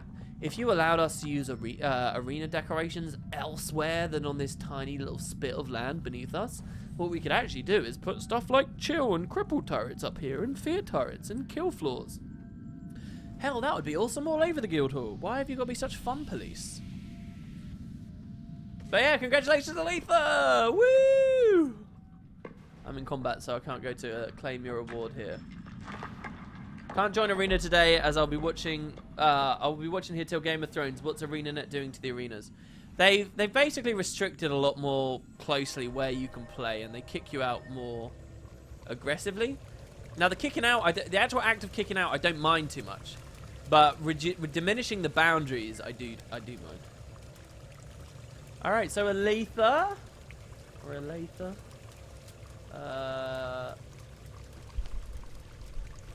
Oh, this person here. Here we go. Send mail. Let's hit the RNG generator for you. ... 7. So the number is 7. 1, 2, 3, 4, 5, 6, 7. You win a Dwayner's Hammer skin. Congratulations. Oh, I think I gave out a reward. No, I gave out the right reward before. Congratulations, you zebra. It's as easy as that, guys. 100 gold right there. That's what this is. If people aren't clear, this is 100G. Just for getting to the top each time. Play it for fun, but play it as a farm. I like to think we're sort of like carnival games, you know? WP, was that to stop people climbing up out of the Gilded Hollow to that weird area? No. This is purely arena-based. They did it to more accurately rein in people who accidentally leave the boundaries of the arena and troll game types and stuff, which is an honourable decision for them to have made, and something I agree with, and I'm happy that they did, and I'm even seeing their implementation. But I think they just went a little bit too far with it. Yeah, the Dwayner's weapons just look nice as well. You know, if you're a new player, there are absolutely people watching the stream right now who are new players. You don't even have to be level 80 for this, guys. I mean, well, you got to be like at least like level 73 or something. Otherwise, you're just going to get 100% crit and stuff against you. But still. This is like an underground fight club. I don't know. We seem pretty high in the air to me, bro. Here we go. On your marks. You guys are being great sports, by the way. No micromanagement having to be done to keep you all on the panel and stuff. Go! What is this, round 4? Round 4 begins. Everybody's moving up onto that cloud there. I do think we should get a couple of Starfellies run. I mean, even I could run Starfelly and sabotage people, but I don't think that's necessary. Look at the people get knocked out down there. It's so crazy. All right, we do have a stealth player with us right now. I was tempted to Earth Overload to cover myself as I climb up here, but that would have crippled him and been a bit unfair. There I invuln so that I'm not getting too many bounces. A big tornado. I think that was a really aggressive tornado from Fingerlights there. And it did just completely blow this wide open. There's the Dragon Hunter using the F2, just as I talked about. There's an Ellie using the Earth 4 like I talked about. This Dragon Hunter moves on ahead. Keeping comfortable. He's given himself a Virtue of Courage again here. Or an Aegis, sorry. Oh, and he just messed up a basic jump. That puts the lead for this Druid. Again, very tanky, very capable of recovering large amounts of health here. Oh my god, that was a muddy terrain, right? Or what was that? Oh my god. Well, he fell anyway. So now we've got a Chronomancer. And Ethan's about to get 200G in the space of about 5 minutes here, guys. Unless this Chrono is stopped in some way. Getting some harassment from Necromancers here. Obviously, we the spectator are fine, because we have diamond skin. Once again, there's that stealth plus portal right at the end, but Aletha makes it twice in a row. Was that twice in a row? And there you go. Oh, and only just Daredevil giving it a shot there. See, the Daredevils need a way to be able to get past the initial blasting at the cloud, and then just perma-stealth to the end. That's what they need to be able to do. Maybe evade spam is the way to go, but how can you evade spam while climbing? Maybe only with star 5, and even then it's going to be quite tricky. But congratulations again, Zuzebra. Maybe I should take... no, I'm not going to take a bunch of rewards out of this. You guys might wonder why, because I'm having to run backwards and forwards. But the thing is, I wouldn't want to, you know... okay, so it's about... I rolled a 20 here, so I'm just going to go halfway, and I'm going to go 1, 2, 3, 4, 5, 6. So you win a glittering staff skin. This is a nice sounding skin as well. So okay.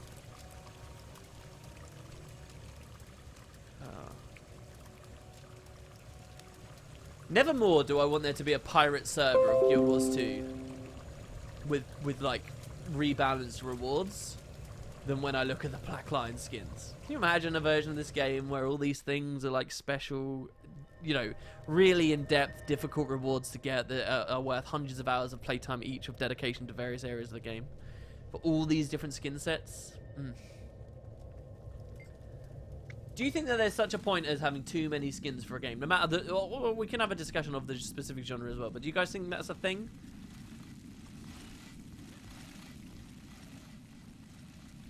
Where you're inevitably going to get to the point where there are more cool-looking skins that are easy to get than the difficult ones? Aretha said, I still recommend some specific defenders near the top. Well, if we do that, it becomes kind of like a different version of VIP that we did last time, and I don't know whether I'm really too into that. WP is pretty informative, but I feel he needs a bit more Cockney in there. Do I now? I don't know, that's not very Cockney. There need to be more basic looking skins. I do feel like the 10 to 30 leveling experience should have more basic looking skins. I feel like the way that Guild Wars implements its camera, actually, maybe it's just I'm jaded because I play an Asura. In fact, it's almost guaranteed that bias will affect my opinion here because I'm an Asura. I feel like they're very bad at properly getting you invested in the way your character looks, and just hearing those words come out my lips, I know that that's going to be a highly disagreed upon opinion.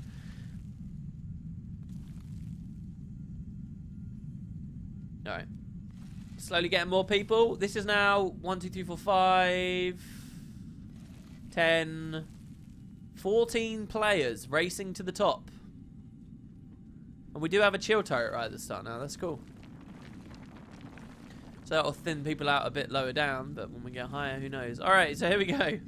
This is a nice, simple, little, elegant arena that Finglights has made here. It'd be quite nice if it, like, you know, if we spent more time in it, it could have had cool decorations and stuff. This isn't me bitching or anything. All right, so here we go. On your marks. Get set. Go. And they're off. Oh, the people blinking to the end. Very entrepreneurial of them. Oh, an immediate shroud there from a Necro trying to get 5 mobs off with his tainted shackles. Tempest moves forward. This could be pretty deadly. It's going to be really hard to CC him, especially when he's doing stuff like that. And he'll just shed off a lot of the condies. There he crippled us a little bit. He's getting pinned down by that ranger. If that ranger happens to be a druid, some of those hits can actually have a chance to bind him with one of his traits. I've fallen, unfortunately. Let's keep a close eye on him, though. Donic, Fool Girls. Oh, he's just struggling on the plants. Could this be where the binding roots comes in? No, it's not. He's going to hit that super adventure box there. And then the end of the grid is there. Easy climb for him, basically, the whole way here. He's right towards the end. He's on the wagons. We can't see. Oh, and he missed towards the end. But he managed to recover. He's still pretty high up. Oh, I wish I was up there. I'm so sorry, guys. Did he just get knocked off big time? Oh, there's a real scramble right now. And he did eventually make it. He did eventually. He was the first one up there. Congratulations to Donic Full Girls.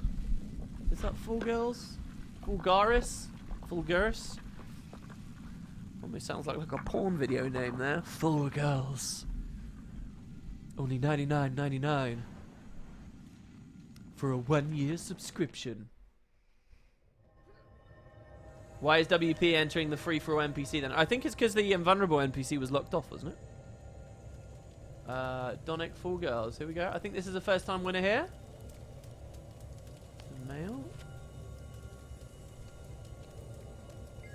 Yeah, if you want to play with us, just join the squad. That's all you got to do. It is an NA tourney this week. All right, let's random number generate it. 2. Wow. I always feel like it's so crazy when you get an extraordinarily low or somehow significant feeling number. Obviously, the laws of the maths. 2 is no more significant than any other random thing that might appear. But there you go, Gonads 6438. Congratulations on a well-deserved victory there. I'm actually seeing this guild concept as being simplistic enough that we can expand it. Need to change the title to NA. Oh, you're right, I do. My mistake. I wish when I was exporting VODs that it used the title of the stream that it ended up with at the end rather than the first one. Because basically what's going to happen now... Whoa, why did I leave the hall? What's going to happen now is... when I export this VOD, it's going to use the very first title, which is going to be wrong. It's going to say EU on it. It's going to say a few things on it that I don't want it to. Very nice one. Very, very nice.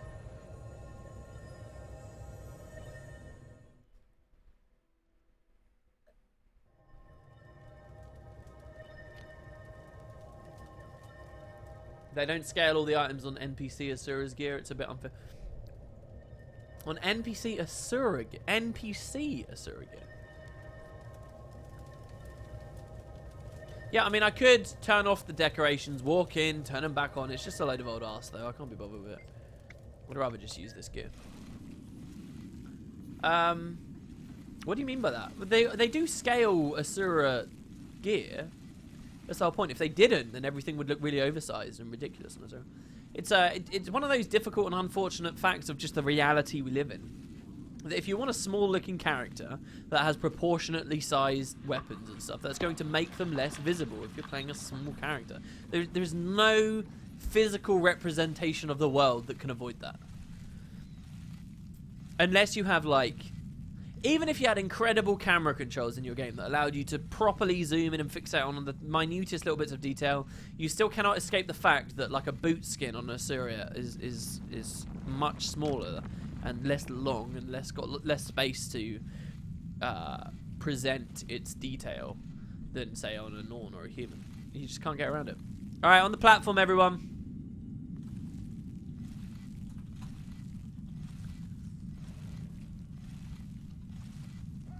I meant ad infinitum on the Asura in the fractal lobby is the actual size. Oh, really? Is it? That's cool.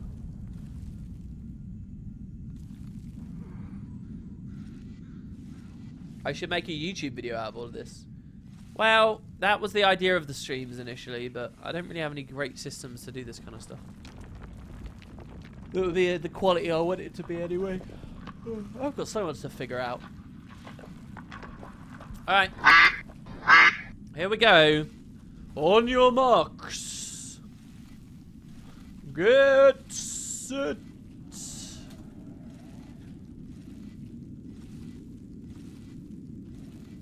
Go! Round 4. Oh my god, and we just had a bear form Norn right immediately off the edge. Wild chilled. I guess he got Mark 5'd on the staff. People struggling more than ever to get up there right now. This tornado is just wreaking mayhem. Double tornadoes down there. Bodies going flying. Somebody said, finally, we've had some breakaways. What do you know? It's a Tempest. In hot pursuit by another player who also fell on Necromancer. These tornadoes are causing immense damage. This is the bad bit, though. This is the bit that everyone seems to be failing at right now. They need to be able to CC this guy. He needs to get hazed. He needs to get slowed down. Is anybody down there? Oh, I'm going to notice somebody did, but it was a little bit too poorly positioned with the wall, perhaps. I fell again on the same area twice in a row. All right, Donek is going again. This could be a lot of gold for Donek. Oh, my God, he's squishy. What the hell? Wow, that was some serious staff damage from an Elementalist blowing him up there. He's vapor formed to the next platform out of a meteor shower with no pathfinding, which would mean every single meteor lands in the same position. He is self-resing right now. The commentator has fell off the edge himself. Oh dear, let's get back in there. Go, go, go, go, go. Thank God we've got an SSD here. No, don't want that. I'm going to miss the winner. This is so bad. Oh no, we never missed the winner. Okay, the current leader is another Reaper here. There's two players fiercely fighting. Donas is up there as well, as far as I can see. Oh, this was a fiercely fought battle. He's climbing the tree and he's made it. Donek made it anyway. How did Donek make it anyway? He must have rallied. He must have tagged someone else and rallied when a defeat happened. How did he self-res? How is that possible? What? We missed a key moment of the action there. I should probably pay more attention to climbing properly, to spectate properly. My God, congratulations. Well-earned victory there. 2 prizes in a row. The face palms in chat. Well, I didn't know the edge of the arena was there, did you guys? I was too busy focusing on the action. That's what you want, right? Alright, let's roll the random number generator. 10. So 1, 2, 3, 4, 5, 6, 7, 8, 9, 10. One of the Timekeeper shield skins. Again, so many thanks to Fingerlights and other prize contributors. Didn't mean to do that. There we go. Takes the male UI off apparently when we waypoint. Didn't realise that. There we go. Time. Wish I could just drag and drop from this into it, but hey, whatever. I think the fact you can't might be because they're on different servers or something, I don't know. Oh, we had a duck on the overlay, did we? Let's have a look, see here. Oh my goodness! Oh, the lolness! Hey WP, love your vids. Congrats on the new place. I hope this helps with something I donated earlier in Canadian, but I don't know if you saw it. Oh my God, did you? I'm so sorry. Oh, Boba Spock. Wait. Boba Spock donated £10 as well. Oh my god, you guys are awesome. Thank you so much. Yeah, I'm a little scared. Thank you very, very much for your donations. It has been a bit interesting. Why do I keep leaving the guild hall? This is unbelievable. It has been quite interesting for me because obviously I was faced with moving out, and in an ideal world, I earn enough money to get by and live comfortably, and then stuff like Patreon and viewer generosity is kind of like extra. I would view it as extra, not necessities for life. And so I don't have to panic too much if people withdraw that support, or if, you know, people aren't donating, and if things become a bit erratic or whatever. And so then you have that soundness of mind. That's the ideal world, but I don't live in that world. So as I was moving out, I was kind of like, right, I have to find the cheapest place I basically possibly can, just so that I don't get too stressed out if Patreon funds go down, because, you know, people don't like the direction I'm taking the channel, or people don't like the direction of the games that I'm playing, or whatever it is, right? You know, I suddenly become an arsehole. You guys will realize I'm thoroughly anti-Semitic. Semitic, why does that sound weird? Semitic, anti-Semitic, right? Or something horrible comes out about me, and everyone's like, fuck that guy. I want to, you know, you don't want that to happen. So, like, it's really hard to judge where the baseline should be. I don't know what got to talking to me about this. So yeah, anyway, so in your message you say, I hope this helps, and it certainly does. Thank you very, very, very much. I really appreciate it. Anyway, here we go. Next round. Sorry about that, guys. You got me rambling. I think I see the problem here. The problem is, alright, I'm going on that little fountain instead of going ahead. So what we're actually going to do for the spectating on this one is we're going to go the next rung up, okay? We're going to go on that platform, the higher platform. And we're going to watch from almost the very top. Because that snow, I think a lot of players might struggle with that snow as well. Because when you're in combat, you're tempted to go immediately to it. It's kind of hard to know how the glide speed gets affected when you're in combat or not. Alright. Here we go. This is much better. We can get an angle and everything, sort of. Here we go. Yeah, please don't attack each other if you can.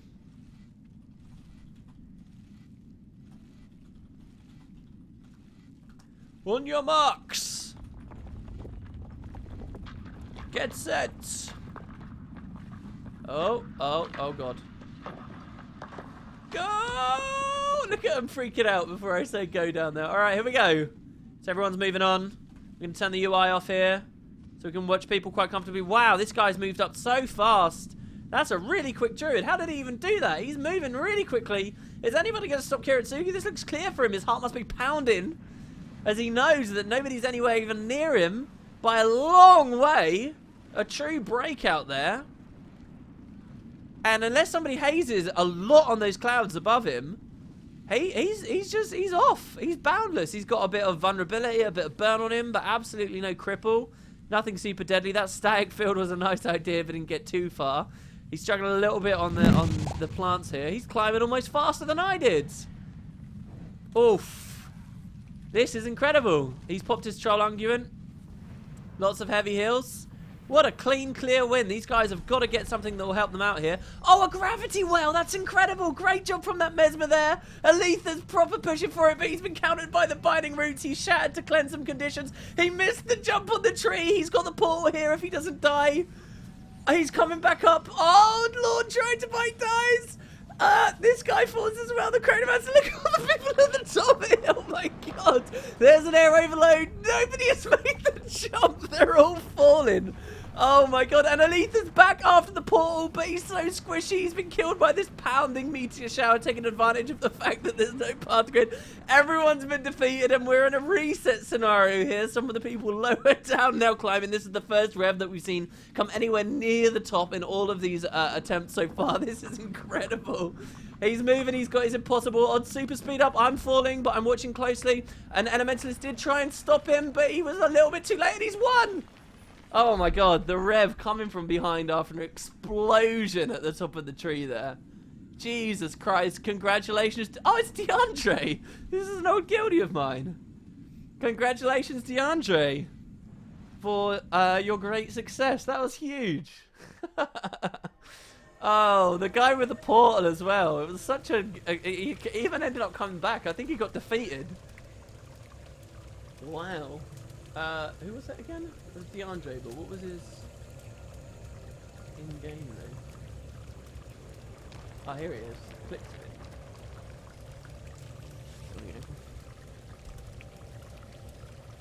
I saw someone lower down jump down to portal for the shortcut. Yeah, but it's free for all, so they can't go through his portal, can they? In free for all?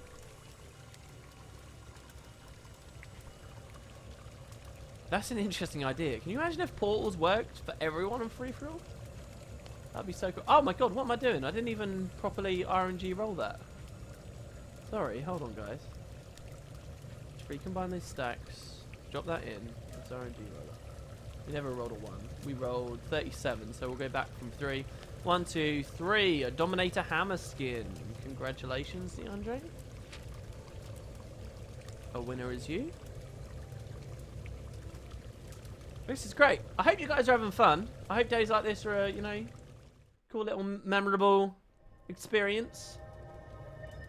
This is what the Guild Halls should always have been about and should continue to be about. Did I do a video on Matthias yet, WP? No, I didn't. The boss fight just doesn't inspire me that much, and I haven't raided for a long time. Like a long time, so. I was never that excited about that fight anyway. I've pointed this out on a stream before already as well. There was a particular Reddit thread where someone asked me, hey, do you want to do a Matthias fight? I was very honest about it, and I said, look, I don't want to because I don't think the fight's that interesting. And also, at the time of my other boss guides, people weren't... They didn't seem to be...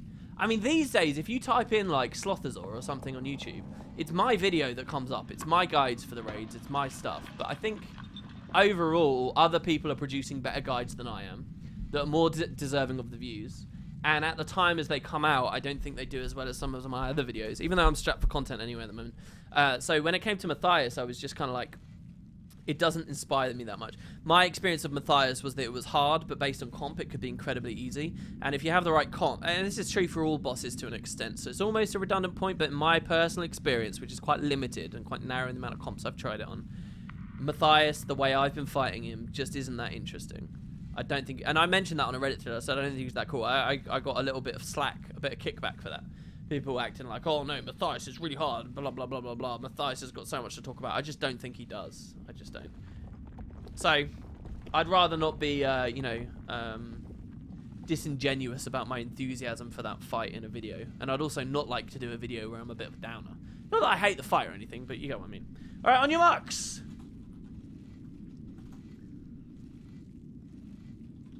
Get set. I almost typed set twice there. Whoa! Let's do it. Here we go. The contestants are off. I love seeing those first few people blink forward. Currently first is Donic, Full Girls, the Tempest. We've seen win before. Got a nice little opening strategy, it seems like. A lot of it's in those first few seconds, actually. It's a shame we can't comment too heavily on it. Fierce contention here on this time, though. People are trying to skip. Oh, and the skip actually worked. Donic made it. Other people hesitating whether they want to go for the skip. But it might just be too little too late. If Donic gets knocked off, then we've got Eliana here following up, but without any hazing. Donic's going to basically be in the home free here. What we want to see is some big gravity well or pool play. Arcane Shield covering him for a couple of blocks here. The blocks did count for something. There's a Frost Shield. Or a Meteor Shower on the tree. He's made it. He's made it very comfortably. So Donic, Full Girls is the winner once again. Is that your third win? I don't know why I keep doing this. Is that Gonad's third win? You should do Wing 1 and 2 on 0 to Hero on the build up to Wing 3. Well, yeah, I don't know how it's going to work really pugging it. That's the thing. I'm not sure how the pug experience is going to be. Again, I don't even really know what I'm doing with Wing 3 at the moment because I haven't been raiding with the people I raided with before for a while. I think they've got their own group that they're going to end up doing it with, and I don't know really where that leaves me, what I'm going to do. I may try to pug it myself and see what the experience is like. So we rolled a 29, which is a little bit annoying, but I'll honour it. So we're going to count 29 through. 3, 4, 5, 8, 12, 16, 19, 21, 23, 25, 27, 28, 31, 33, 35, 37, 39, 40. Whoa. Oh, yeah. Shit, it was 29 I was supposed to count to. No! Look, you're gonna win. You're gonna win a Timekeeper Scepter skin. Congratulations. And we'll do a couple more rounds here. I'm really nervous. I'm really unsettled because there are people moving around upstairs. Hopefully they're not too annoyed. I mean, I've never heard voices coming from upstairs down. So is there a chance that they're hearing voices coming from downstairs up? Is that a thing?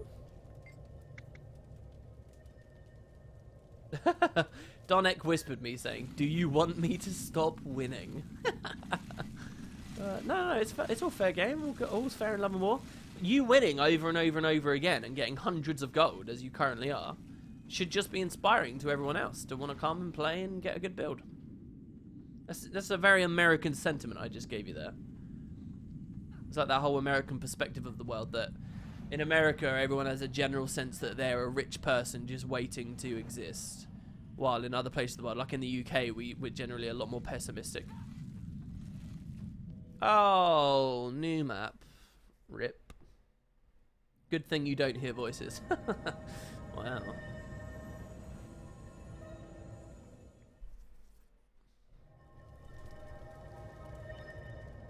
It's legendary insight. You get 1 per week. Oh, what are people asking for on LFG? Yeah. You don't get 1 per week. Oh, yeah, 1 per boss per week. Sorry, I see what you said. Yeah, it's 1 per boss per week.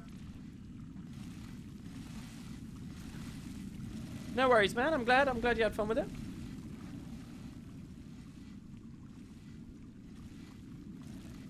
Yeah, legendary insights basically show how many times you've killed raid bosses.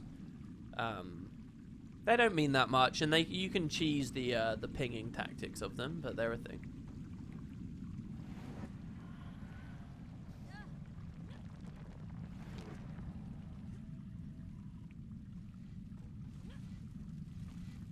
Yeah, I don't know. The whole pugging thing's interesting.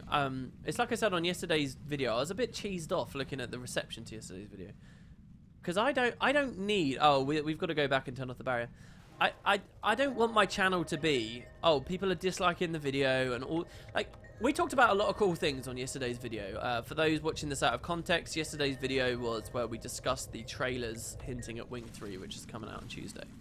And, you know, we talked a bit about Confessor Isaiah, and we talked a little bit about Duke Baradin, and we talked a bit about the art and the fact that they could reuse this this Earth Elemental Golem design in other areas of the game.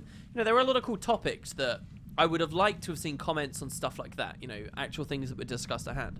But, like, 95% of all anyone had to say... I usually am very proud and very much enjoy my YouTube comment section. I think that usually the discussion that appears there is really good. I think that's easy to foster when you have a small community like I do.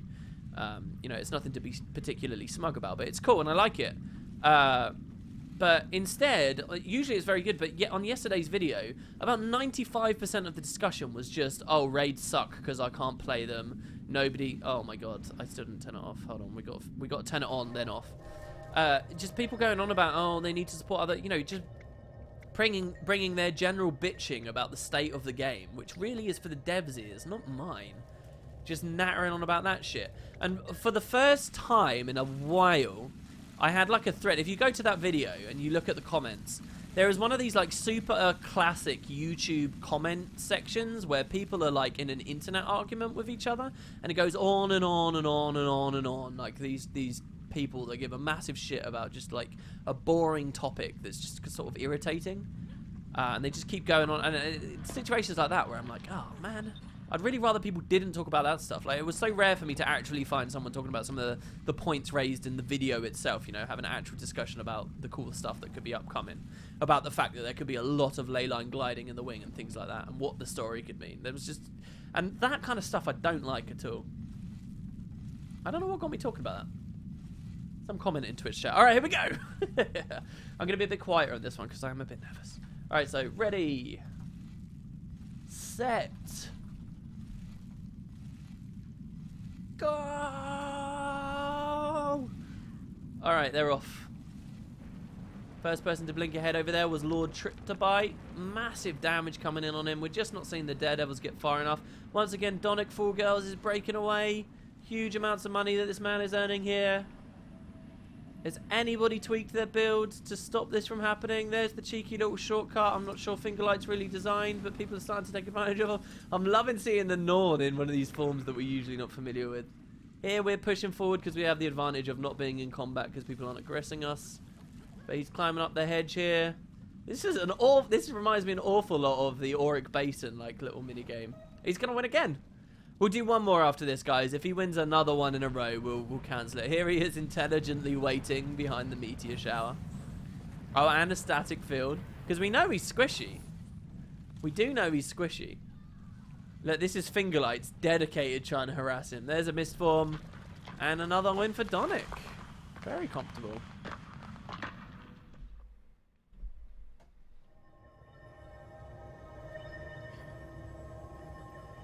I wouldn't say, even if you have a group that is tuned correctly, composition-wise, people are talking about this in chat right now, I still wouldn't say you can cheese the raids. Somebody left a comment talking about how they had heard their friend was saying they can just auto-attack through raids while watching other stuff on like another video because they play a Guardian. And it's true, there is a lot of hammer autoing. And, well, hold on. What, we rolled 34. So you want to go back 6. So 1, 2... 3, 4, 5, 6. So you in a Balthazar's dagger skin this time. Donic Ball Girls. Here we go. And that may be true that you can sort of cheese it, but I still don't think... I do think that's a bit of an exaggeration. Let's map swap everyone. Everybody click the yes to swap out of that map. I do think that's a little bit of an exaggeration because I do think that... there are some things hard-baked into those encounters that do force you to pay attention. Specifically, I think of Sabbather. I think of the movement involved on the Veil Guardian. I mean, unless you're doing a no-glide and you've got a really comfortable group. Gorseville is pretty cheesable in that respect, I guess, when you do no-glide. And it is a bit easier than I think it should be. But, yeah, Gorseville's a bit face-rollable. But Wing 2... I wouldn't say you really face roll under any composition. You don't really face roll Slothazor. I would say you can face roll the Bandit 4. And Matthias too, yeah, probably with the right comp. He's pretty face rolly. I don't know about Wing 2, man. I really want Wing 3 to be a bit bigger. We'll see. But yeah, it's like it's just sort of annoying because there's so many people right now who they have this massive problem, this massive chip on their shoulder about Guild Wars 2, the fact that it's getting raid content out, right? And it's such a shame. It's one of these incredible logical fallacies, one of these huge leaps that people make. They think that because raid content is all that's coming out, that's all that ArenaNet cares about anymore. They don't realize that the only reason other content isn't coming out is because of the I don't know, poor management, lack of competence, whatever you want to say, of the other teams. You know, it's not like ArenaNet. Like, people are like, oh, Guild Wars lost its soul. It now does everything it once upon a time stood not to do. Which is bullshit in the first place. Complete nonsense in the first place. The idea that Guild Wars was always born to not have challenging content is a farce. Guild Wars has always breathed and lived and wanted to have challenging content in its PvE. Always. Across both games. It just never managed to accomplish that at launch. That doesn't mean that it wasn't supposed to be there. But you know, the idea, oh, Guild Wars 2 supports now is raids. They've stated time and time again that it's a very small amount of the community, the company that is making the raids. It just so happens these are very competent, very efficient, very passionate individuals in that specific team that are pushing out a lot of content, and the others are languishing. Do you guys know it's going to be a year's gap between? Well, this is an assumption, but if when Wing 3 comes out, it will have been 9 months since Heart of Thorns release, basically, before the this raid comes out, this wing comes out, and if we assume it's going to be a couple of months after that for Living World, which is only an assumption on my part, but we're looking at about a year's gap. We're looking at about a year. Can you already believe that? It's been a year since Heart of Thorns. I wonder if that means we will have a 3-year gap for the next expansion. Ugh, I don't know. That makes me cringe to think of. Here we go, guys. This could be the last round. We'll see. We'll do one more, though. Ready? On your marks, guys. On your marks. Get set.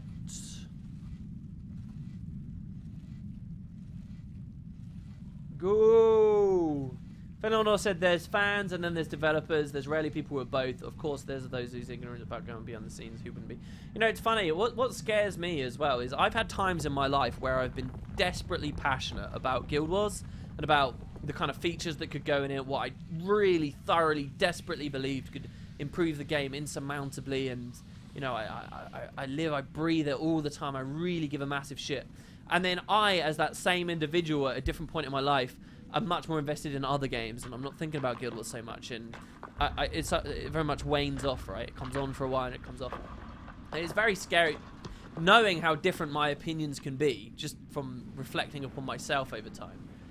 It's really depressing and worrying for me to think about that and recognize that, because I recognize the developers themselves at ArenaNet, they can be as passionate as I've been in the past, and they can care as much as I do, and they can know as much as I do. And then they can also be as dispassionate as I've been, and they can also care as little as I have. Oh my God, Arno, it's just made me mess that up big time. Is he about to go downstate? His stability from Earth at 50% has procced, giving him 10 stab to help him from that gravity well. He's on the tree. He's going to jump. Oh, he just about reclaimed it. Congratulations to Anna Crown Guard. We will do another one. And it's scary looking at myself like that and seeing how wildly different my opinions can be. You just know there are employees like that. A good amount of employees that are going to be there that... And that goes the same as well, where I PvP a lot versus when I PvE a lot. And, you know, you can have really refined, really important, really well-informed decisions on one specific aspect of the game that just completely evaporate. And you lose all passion and understanding and context for when you go to play a different element of even the same game, let alone other games. You know, one thing struck me, I talked on yesterday's stream about how I watched the making of Guild Wars Nightfall while I was ironing. Just as something to put on because I had no internet, because the internet is crappy. We rolled a 23. 3, 4, I'm just going to guess. Somewhere around here. This looks cool. Dominator stuff. And, you know, one of the things that struck me about the making of Nightfall documentary is they talk so much. They actually say one of the main qualifications for people working at ArenaNet in that making of Nightfall video, obviously it's a very different company at this point, but they talk one of the main qualifications about being able to work there is just passion for the game. And, you know, that they value passion for Guild Wars above general passion for video games, which they view above something else they mentioned. I can't remember. Anna Crown Guard. Wait, was it Anna Crown Guard? Yeah, Anna Crown Guard, right? It was Anna Crown Guard. And it was funny to see that in the Nightfall documentary, see how much they valued that. And I wonder, you know, as the company grows, there's going to be more and more people that aren't, you know, so... That's why I really like the behind-the-scenes videos that they did just the other day. It's really cool to see, you know, some individuals in front of the camera there who obviously do give a massive shit. You know, that's what you want. They talk in the making of Nightfall documentary about how... I think they hired a guy. I think it was that they hired a guy, or they... I'm pretty sure it was they hired a guy. At worst, it was they considered hiring a guy. But they had this story about... a guy who already worked in the game industry somewhere else, and he wrote a really long letter, an almost angry in tone letter to ArenaNet about all the things he desperately felt they were doing wrong about Guild Wars 1 during prophecies or even factions or whatever. And because of this really strongly worded letter that was almost, again, almost angry in tone, all right? You know, this just, that description itself, and that's a word-for-word description there, quote there, sorry, that the developer came out with. It just reeks of, you know, this kind of internet culture where people will just anonymously and unashamedly really tear people a new one. You know, this almost angry sounding letter, but because they agreed with what he was saying so much and he cared so much, you know, that was qualification to even hire the damn guy.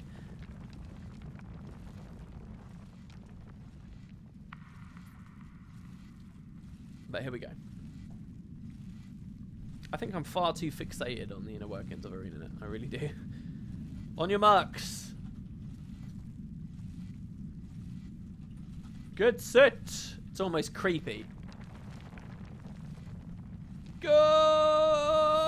Oh, that guy totally cheated. If Lord Trip to whatever wins, I'm cancelling it. If he wins, it's over. He's not getting his prize, and it's over. I saw it. Don't worry, guys. There is fairness in this world. Oh, I saw this crazy thing as well about this huge botting like army that exists. A bot army, oh my god. But this huge like community of people who have these fake bots that will bump people on Steam no matter how shit your game is, as long as you pay them. They'll bump it into highly reviewed, highly rated new releases on Steam. It's insane. Those meteor showers are so incredible. I think Fingerlights is just down there playing pure glass Ellie. Come on, finish him off, Lieutenant Serious Face. Actually, I'm rooting for him. He hasn't won yet. I want to see a new face. Come on. Move, move, move. Lieutenant Serious Face. He's managed to heal himself up enough. He's right towards the end. He's being hotly chased by Eliana. Here comes the gravity well, very likely. There it is. Oh, and they continue and splitting it as well. So there's going to be 2 in a row he has to deal with. He needs some CC of his own there. Oh, he actually had it. There was the druid. Oh, there's the second gravity well. And it didn't really do much. Just take your time. Don't miss this jump up. You're crippled. From the barrage, he missed the jump up. Oh, no. And this is another new face, though. Syllable. Will Syllable make it? I like this. Has been very well designed. It's quite difficult the last couple of jumps. Can he get up the tree and break out of the arena? Oh, he can't. All right, it's been blown open again. Who's next? I think people have generally given up lower down. Jitedi is next. We got a nice little Tempest. If he times an Obsidian Flesh, perhaps just right. He's actually got Night Fury as well, which is pretty cool. It doesn't even look like he's being contested here. Oh, there we go. He did get a air focus 5'd at the end there, but automatically stun break it. Congratulations to Jitedi.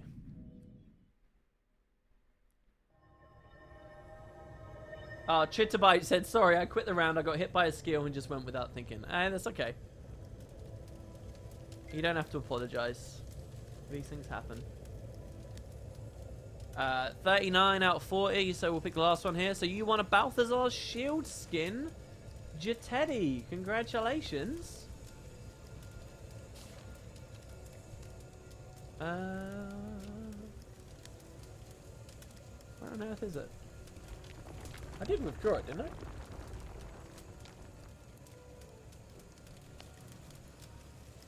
Oh, here it is. It just doesn't look very Balthazar-y when you single it out on its own. Alright, guys. What's our uptime right now? This has been a fun stream, don't you think? Maybe it's because I'm mildly drunk throughout it. Alright, we've gone over 2 hours. So what I will do is one final round. And to spice it up for this round, what we're going to do is give away a prize for the winner. Alright, we'll do it this way. Hopefully Fingerlights doesn't hate me for this.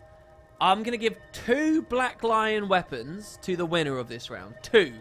And I'm going to give a Black Lion weapon to the guy who comes in 2nd place. Alright? So you can double your prize if you win here, guys. Double. Double the stakes. And there's a little something in it for the person who comes in 2nd place. Alright? And I will give you 5 minutes to figure out your build. Alright? 5 minutes. Go away. Rethink it. Don't worry. You've got plenty of time to get back in there. Do what you can. Look back through your traits. Look through your gear. Look at your food, sigils, whatever, to really min-max this. Alright? Think aggressively. Think defensively. Think mobility. For the final major sweeps. Okay? Oh, Syllable says, feel bad, man. I can't make that final jump for the life of me. WP entered by the decorator NPC so other players won't target you. It's a good idea, but it doesn't really matter. Nobody's been targeting me too much anyway. So yeah, the final round. Are there any questions as well? Anybody wants to talk about anything I've missed in stream chat? Anything fun going on with people? Because after this is over, then we'll probably end the stream. About anything at all in the whole world. Oh my god, I've just realised I never posted Solaris. Hopefully Matt doesn't get mad at me for that. Or maybe he got it. Question, will Guild Wars 2 ever get back to its glory, Kappa? What is Guild Wars' glory, though? Let's think about that. I think there's... When you put the game into the context of when it was out and when the update was released, right? maybe it's nostalgia glasses, but the Sorrow's Furnace update for Prophecies might be the one period of time of all where the highest percentage of the community was most happy with what ArenaNet were doing. Maybe? I don't know. There could be some arguments for that, but to be able to objectively talk that gets harder day by day as, you know, time mars people's perception and memory more and more and more. Oh, well, the barrier's back on. Wow. Only a few hours till Bethesda's E3 stream. I'm so nervous about it. Please don't reveal the next Elder Scrolls yet. Please? I mean, it might mean more views on the video if I end up doing them. But please? A bit more time would be really nice. The thing is with Bethesda as well, if they announce a release, they tend to push that release out quick as well. Like, really quick. What I want them to do is announce a remaster of Skyrim, or Oblivion would be even better. I'd fucking love a remaster of Oblivion. And, like, you know, one final DLC for Fallout, plus, you know, Fallout Shelter 2, because it's a mobile game, and obviously they earned a shit ton of money on it, even though core gamers don't give a poo. Yeah? That's what I want to see from Bethesda this year. I don't know. Oh, didn't they already do a Dishonored 2 trailer? Wait, what? You know, E3 isn't for fans, right? It's for shareholders. Maybe once upon a time, but there's a big enough fan focus on it now that I think is more of a hybrid event. Despite how they dress themselves up and how they talk about it in some ways. I know that it's a lot harder for fans to get, you know, interaction. It's more of a press-based thing. But a lot of the press, shall we say there, is really just thinly veiled fandom.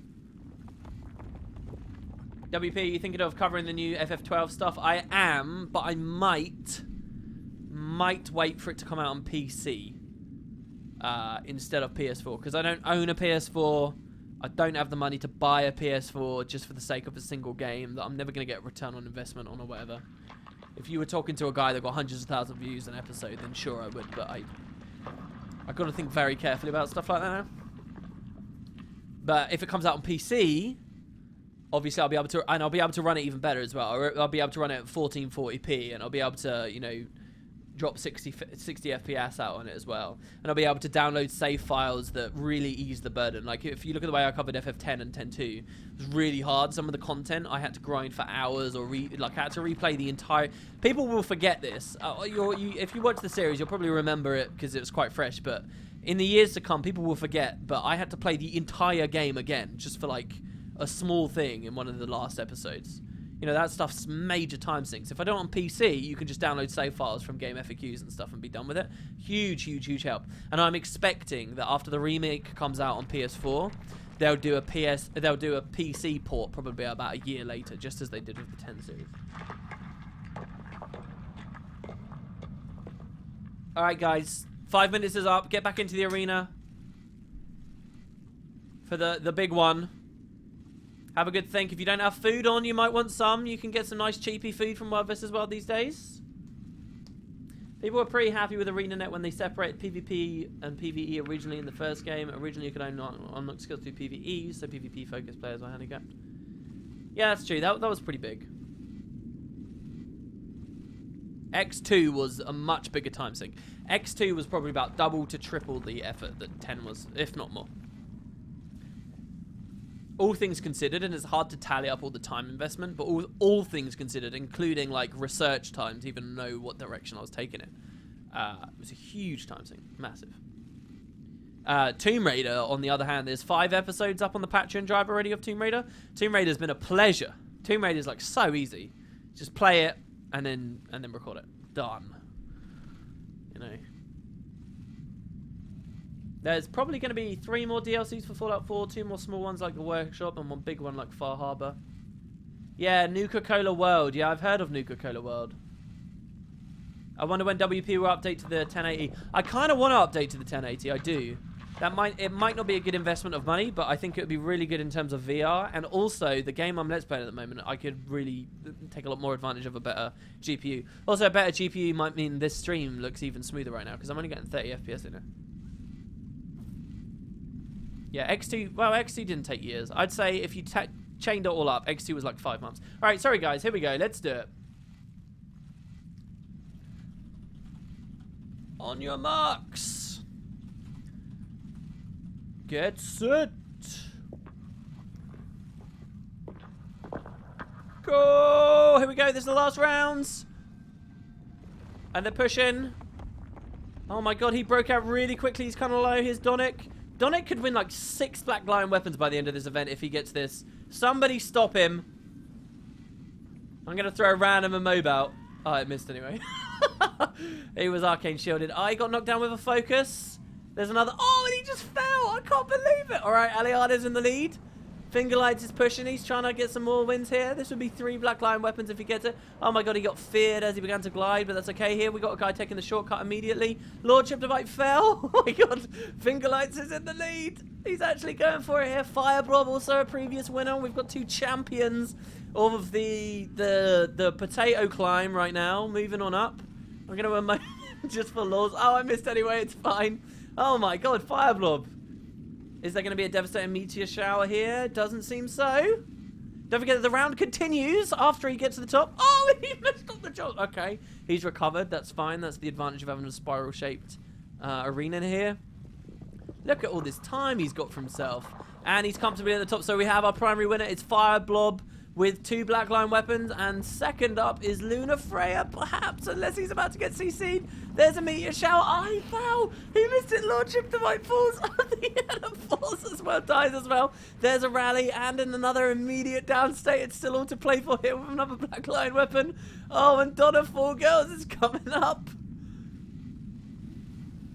So it looks like he's going to win again here, taking it slow as well. Doesn't even seem to be taking the most direct route. Is he going to get CC'd? He could get mobbed in the middle here if the downstate... Oh no, it's a Necromancer, never mind. Can't really do anything. And there we go. So Fireblob wins 2, Donna Four Girls wins 1. Fuck that final jump. Oh, so what do you guys think of this? This was a cool little game type, right? Thank you very much to Fingerlights for the rewards. And everyone else for the donations as well. And for the game type as it is too.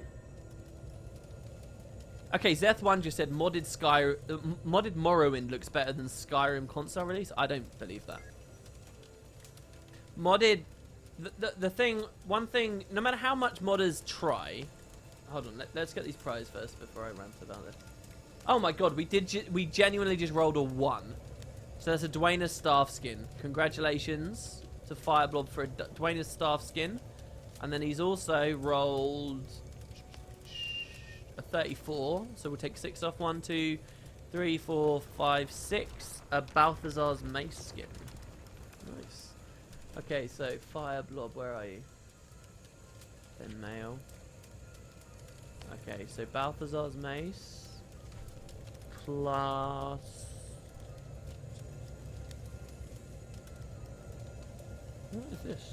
Shining Blood Water Pipe. Oh, there it is. Congratulations, these are some great prizes right here. Okay, and then Donna Full Girls, or Donick Full Girls, sorry. Gonads is winning 15. 1, 2, 3, 4, 5, 6, 7, 11, 13, 14, 15. So Timekeeper's Greatsword. Well, as a greatsword, you know there's a good prize. No matter what skin set it is. People love wanking themselves off over greatswords. So there you go. Awesome stuff, guys. Excellent little game type there. You're free to go fuck about and have fun. Free for all it up. It's totally cool. Now, yeah, the thing about the mods is... even if you're just looking at an individual mod, they will try to create a consistent update to, you know, the texture pack or the shader pack or whatever it ends up being, you know. And they'll try to have a consistent aesthetic across it. But often modders fail to accomplish that even within their own mod, let alone when you get like 20 to 30 different mods all aimed at improving the visuals of a game like Morrowind or something. Morrowind, Oblivion, Skyrim, whatever you want. Any of the Fallout games after Fallout 3. And you can nearly always detect that it's inconsistent and that there are issues with it. Nearly always. And for that reason, I would say, you know, the perfect looking Morrowind does, in my opinion, still look worse than a vanilla Skyrim. It really does. I think even a perfect looking Oblivion looks worse than a vanilla Skyrim. Might be a little bit more controversial to reveal, but yeah.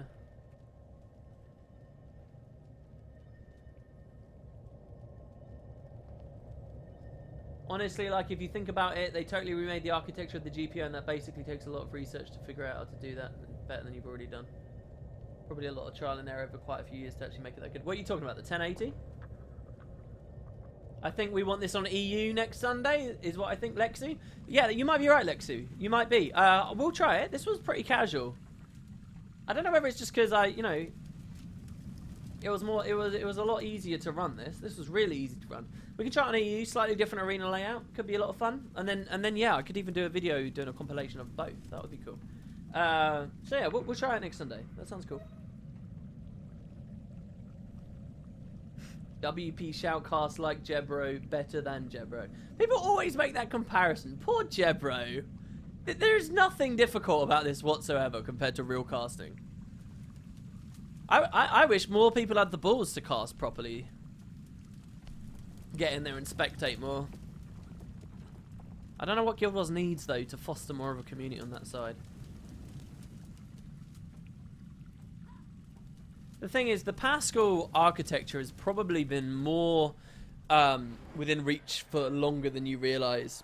But it's just not profitable for the company on a whole to blow their load before R&D for, you know, products 5, 10, 15 years in the future is more finalised. And when your competition, AMD, isn't keeping up with you as fast as they otherwise could be, there's no point in it.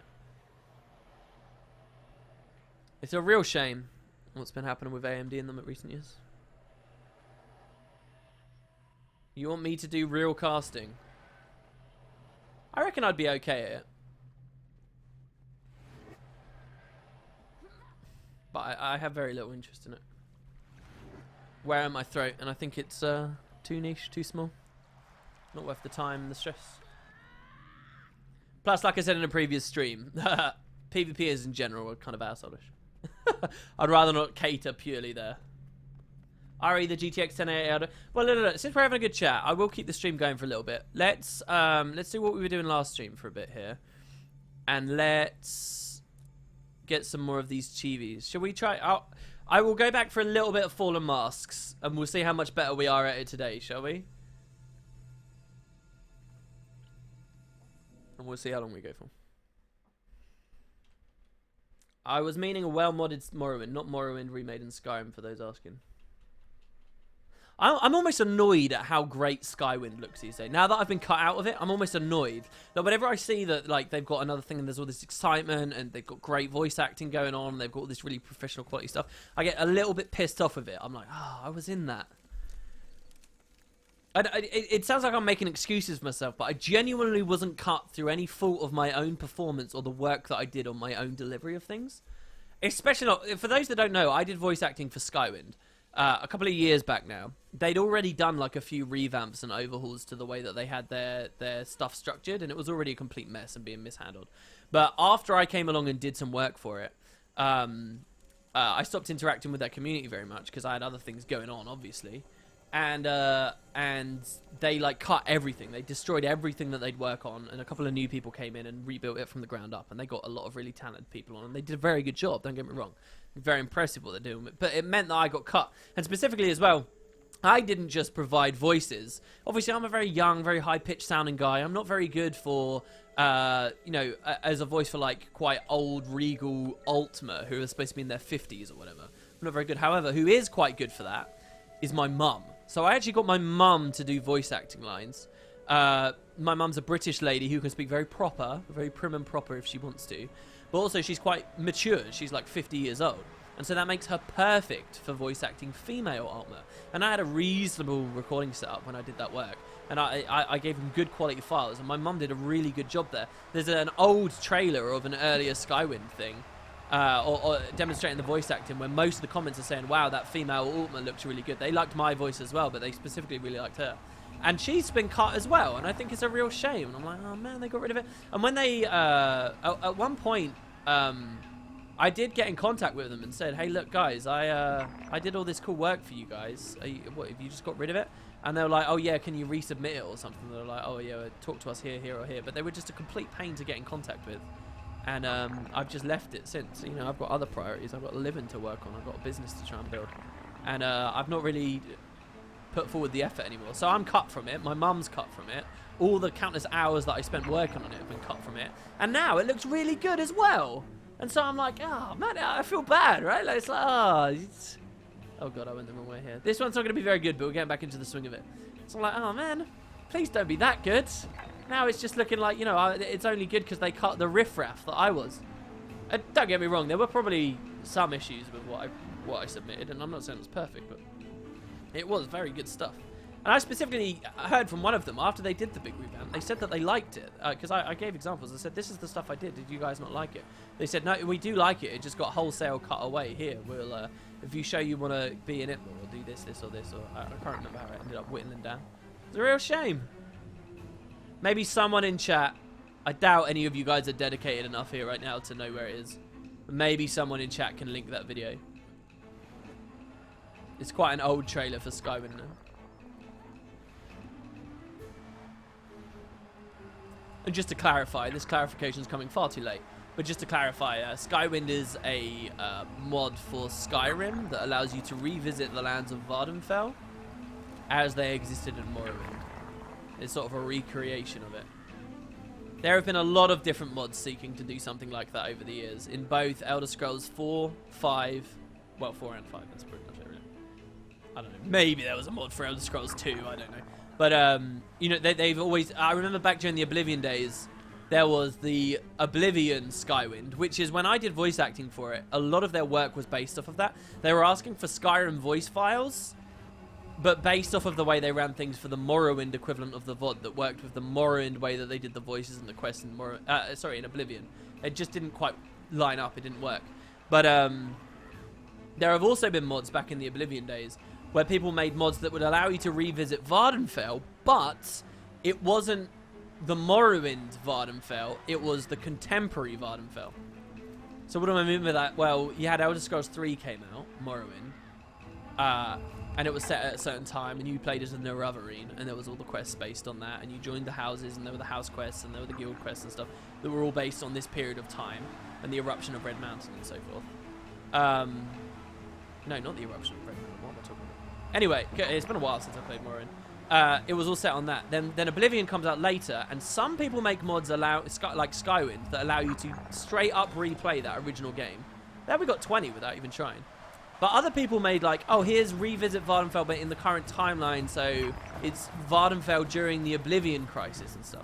And the sad thing has always been about communities like this, that they've always been fractured and they never really shared assets properly. So you'd have these people that made all these awesome like Dwemer tile sets back in the Oblivion days, but they really didn't exist. They do in the Skyrim. And, you know, make all these fantastic modders resources, but don't share them among one another. It's like, and all these projects inevitably die. Obviously, everyone's passionate and everyone's faithful that they've got the best version of the game that they can make, and they think, oh, I don't need anyone else's help. I want my own creative vision to be the one that goes through. I don't want it to be diluted, but what these other people are doing. And just none of them ended up working out. Real shame. What's cool, though, is when you look back at Morrowind these days, there are still many actively developed Morrowind mods. And that's where things get really interesting. I found a modding channel the other day who still covers up-to-date new Morrowind releases. It's crazy. There's a Morrowind release as well from like the Tamriel Rebuilt people that add that Morrowind is a huge province, and in the middle of the province is an island called Vardenfell surrounded by water. And the game Morrowind, Elder Scrolls 3, takes place on Vardenfell, just this little island. That's all. But there's a mod that adds the mainland, the rest of the province, to scale, and it's huge, from Tamriel Rebuilt. They tried to make Hammerfell in Oblivion, and I helped them make a trailer for their first release, which was Stirk, a small town off the shores that was there in lore, but never actually got implemented in-game. It was an awful trailer I made for them as well. And the guy I was collaborating with knew it was an awful trailer. I can't remember. That was before I did any Guild Wars stuff on YouTube. You know, my entry into YouTube and deciding I wanted to do, you know, like a Let's Play, I would probably tell you, oh, yeah, I had the confidence to do it because I studied film and media when I was at college and whatever. But I think probably a big part of it was actually my work on that mod for that trailer. So I had experience of uploading videos and stuff already as it was. We need to go this way. But yeah, Tamriel Rebuilt is still working on Morrowind. It's still working. And they're still patching more and more in, and it's fantastic. It's huge, absolutely mammoth amounts of content. Immense. Well, that was pretty shitty. Why did the game bug out then? No, no, no, I didn't want to go on that. Come on, I was trying to jump over it. I think we're going to be successful here. Not on this run or at all today, I don't think. Not been paying enough attention. This is just awful.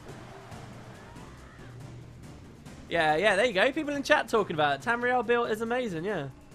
Any bets for the Elder Scrolls 6 locale? I'm betting Somerset Isles.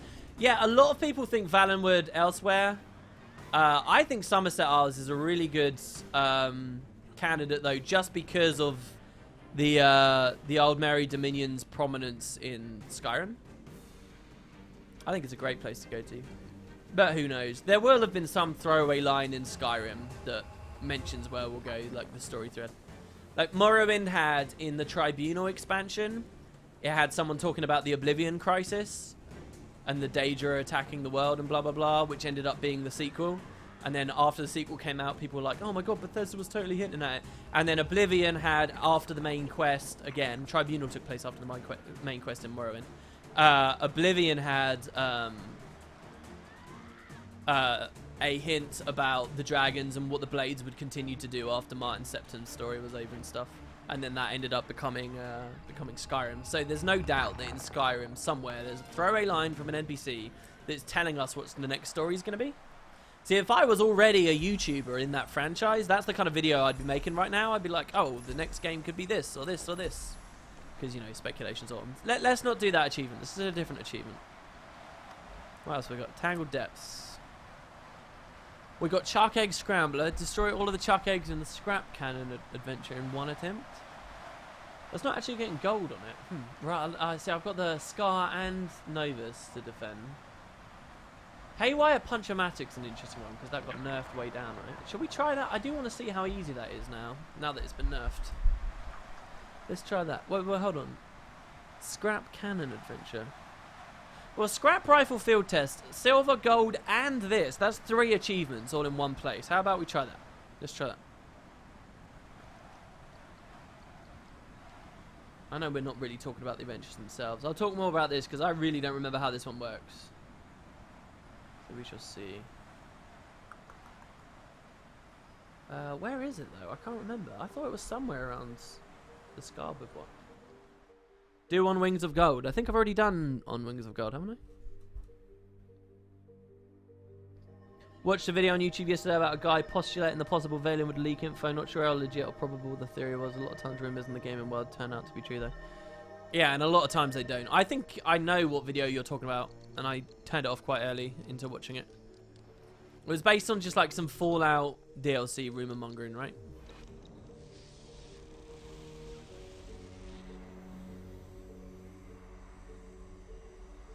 Did you guys hear that? Did you guys hear that train? Alright, what we got down here? That's the drone race. And there's the Scrap Rifle Field Test. It's up there. I guess it just doesn't show the icons until you're actually in the map. No, we've already done drone race though. Somebody just said it's super easy if you haven't done it. Yeah, but we do have that one. So, alright, up this road here. Yeah, it was a Fallout thing. Weekday said, are you thinking about doing some Elder Scrolls stuff on YouTube? Yeah, I am. I'm thinking of doing treating Elder Scrolls like I treated Guild Wars. In the I'm thinking of doing a Let's Play of the games as they go through, and as we continue with the Let's Play, maybe start doing some other speculative videos on the franchise as a whole and where it might be going, just like I did with Guild Wars 3 to Guild Wars 2. It could be quite good. Could be a way to reach a broader audience as well, and I think there's a lot of crossover too. Lovers of RPGs that play Guild Wars 2 are very likely to know about that series too. Not that I'd want to drop Guild Wars 2 or anything. I'm full on with Guild Wars 2 till the next expansion. I can tell you that much at least. And then we'll see. We'll see if they're still making mistakes. Alright, so kill as many Chuck as you can before the timer runs out, but be careful, your Scrap Rifle is prone to overheating. Destroying Chuck eggs will release a goo that will heal you and cool your rifle if you're close, but it's likely to stir up the Chuck. Okay, so our skills, I'm going to forget these. We got Fire a Cloud of Shrapnel that causes more damage the closer we are. We got Spray and Pray, Ignite a Chopper Fuel, and as we fire, we've got Heat Level. Okay. Ignite Chopper Fuel for a makeshift flamethrower, applies burning on the final attack and deals 10% bonus damage to burning targets. Blast the ground, damaging nearby foes and leaping to your target.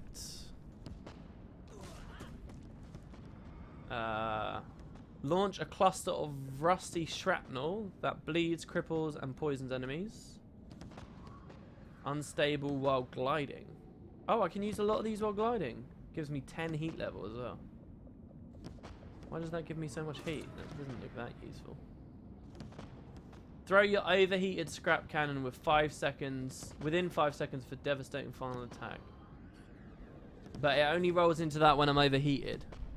And normally it's just burn and blind foes with a wall of ignited chopper fuel at the target location. Alright, we're just going to spam abilities till we get used to it, okay? So are you planning on making existing Elder Scrolls content, or was that just for the next game? No, I'm planning... What do you mean? I'm planning on playing the existing games and content that's already out. The reason I'm doing that is I'm fairly confident, quality-wise, at least on a technical level, I can make it better than currently exists. I don't think there's a very well commentated, proper 1440p, high frame rate. And when I mean commentated there, I mean purely from a technical standpoint, in terms of like. Oh, so the flamethrower is really good, it seems. Oh, that was really good too. I mean, like audio quality or whatever. Contemporary playthrough of Oblivion and Morrowind and stuff. I don't think that stuff really exists. There are some, but not many. And there'll be people just finding their feet with YouTube. So I think I do have a value add. Thing is, I'd be very scared to ever go into something if I don't have a value add, but I am pretty confident with that. Why does that always launch me back? I thought that was ground targeted. Oh god, that one's ground targeted, but also got obstructed. Your scrap right overheated. Throw it within 5 seconds to blow mobs up. Oh shit, okay, cool. Oh, so I have to stop it overheating. We got to kill 150 in 3 minutes, was it? So if we purely auto attack,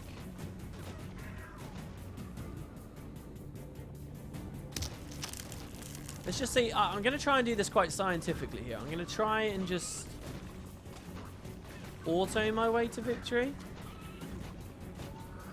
How many stacks of overheating can I get? Obviously, this isn't going to be designed to be autoed. I don't know. How many of you guys have played this? Again, adventures are sort of that one area of Heart of Thorns. I feel like I should have done a lot more of them, and I haven't. Start Oblivion because Morrowind's a bit overkill. No, I don't want to do that. So if I just wait with this, I want to start from the start and cover it in full. You know, that's what we're about on our channel, I think. You know, about going in depth and getting really into and enthusiastic about what we play and understanding what it is and where it came from and so on. I'd feel very weird jumping into the middle. And besides, I've played Morrowind before. The only two I haven't played are the first two, so they'll be interesting. But I've played them before, and I know because all these games are so moddable, you can make them interesting to contemporary viewers. You can. Plus, they have the advantage of the nostalgia. Why is it offering me to leave? Is there something here that cools my thing down?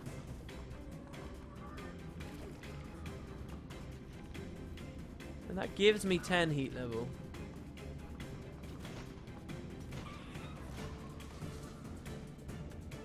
I don't understand. What's the technique here? Kill Chuck before the timer runs out. Should I just be balling them up?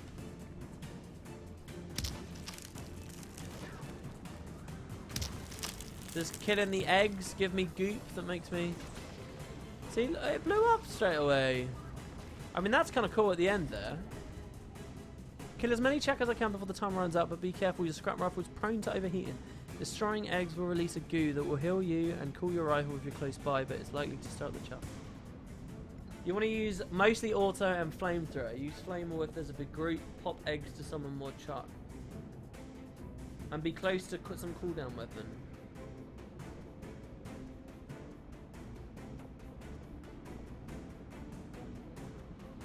When WP's decided to do something, there's no turning his head around. But starting from Morrowind does mean that he has to edit out hours and hours of cliff racer attacks from the LP. That's easy. Never let someone convince you that editing stuff out of a Let's Play is hard. Let's Play editing is not difficult, and cutting things is not difficult. pans, crops, video effects. That's where someone's actually putting in effort. A cut, if there's 20 minutes of footage cut out, it doesn't matter. It's still something you can do in like 5 seconds, as long as you know where the start and end is. Alright, so mostly auto and flamethrower. So yeah, I'm not scared of cutting out all the cliff racer stuff. Or, you know, the alternative is just to add a less cliff racers mod, which I think is a fairly standard thing from Warren. I mean, I'm not too familiar, but you're probably right as well that if I get something in my head, it's very hard to convince me out of it. I don't know whether that's something to be proud of or not. Probably not, right? Well, how do I deal with the fact these guys fucking hurt? What do I do about that fact? Because they kill me.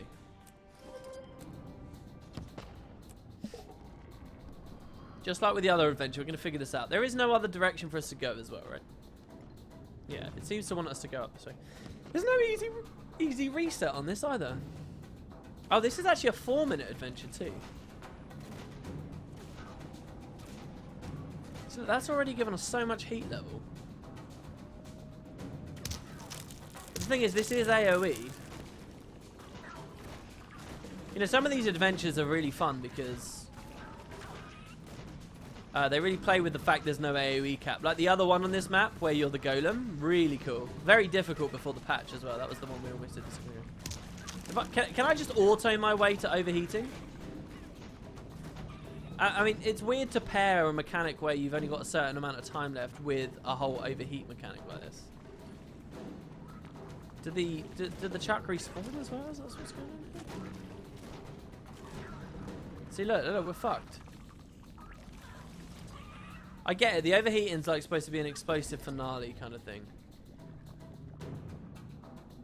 LOS them, kill them before there's too much, and dodge. All right. So what we'll try here is we'll go speed boost. Do a couple of autos, break some eggs.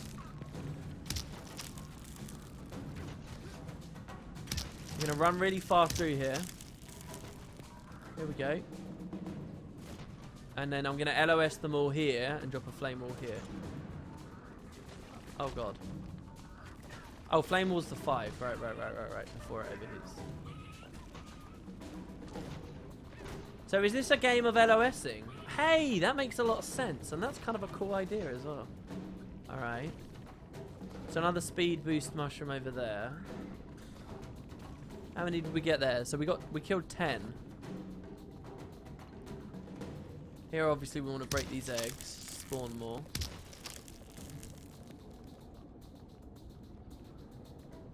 Bouncing mushroom. Why would I want that? So this is like find the perfect LOS spots.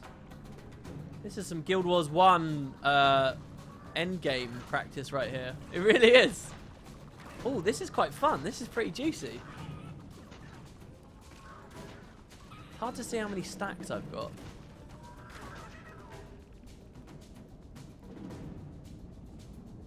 Alright, we'll move forward again. So we've still got 2 minutes here. Yeah, the heat level goes... Let's try the bouncing mushroom. Is this for just...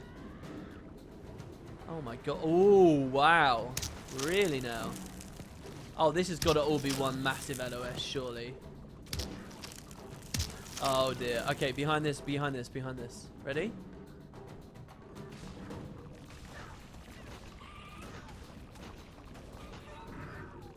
Keep the overheat. I'm learning to look at the top right to learn about my overheat rather than anything else there. The fire lasts a long time. That's nice. That's not ideal that he's not there. And I think probably walking all the way over here to try and fight him isn't a good idea. It does more damage in close range as well. That's just going to cause a bit too much overheating. Obviously, this isn't the winning run here. We're on silver, though. We're halfway there. We've got a lot of time left. Let's try over here. You guys all going to come? Come on. Hey, this gold doesn't look so... I'm going to regret saying this, aren't I? This gold doesn't look too hard. What if I glide from this to this? That's probably another really great area over there, right?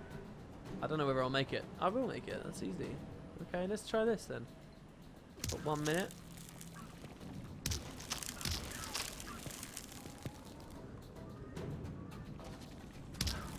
I like this. Now that I understand what they're going for, let's just try and...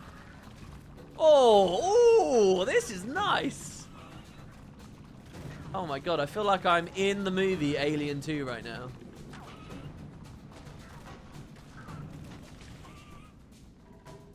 What are we on? 60 out of 80 with 38 seconds left.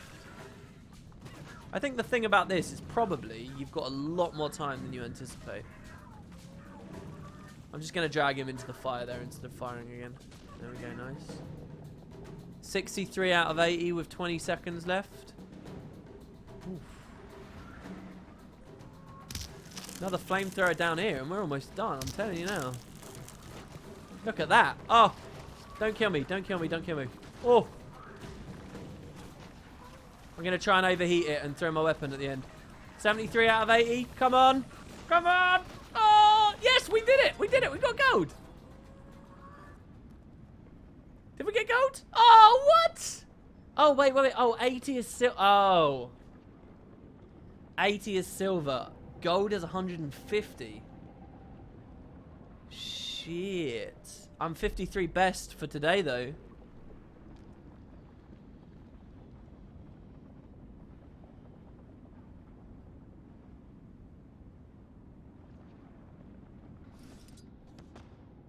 Later on, you can throw AoE down from the glider before they can hit you.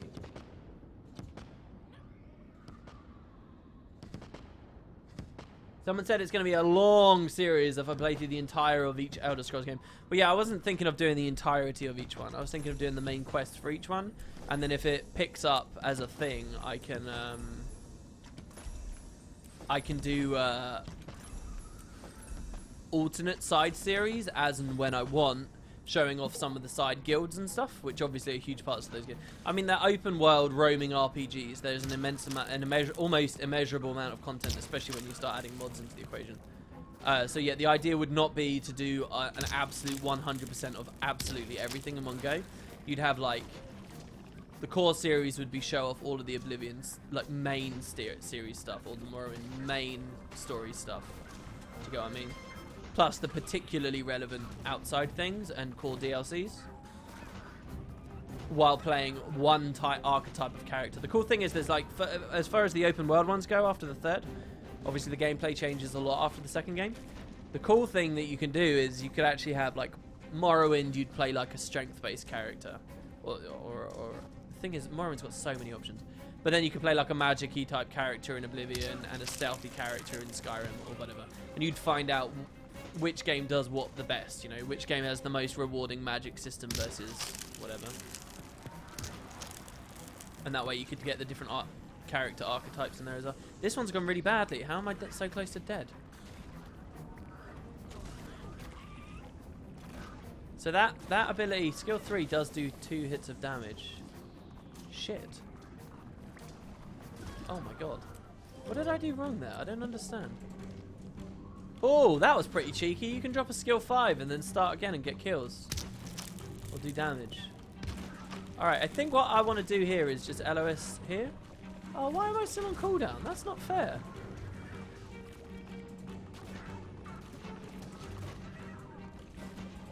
Can I hit him through that wall?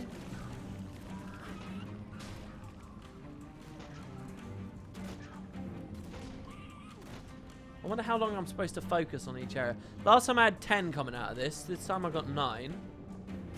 So the eggs cause respawns, right? So should I leave the eggs on the first time through so that I can fire down on them after climbing the mushrooms? I feel like I should get one big LOS before climbing up down here. I don't think I did that before, and that might be... Well, the thing is 150 for gold. That's a lot. Shit. I was so happy when I thought I was close to getting this done. Oof. Oof, that's some serious LOS action right there. Come on, in you get, kiddies.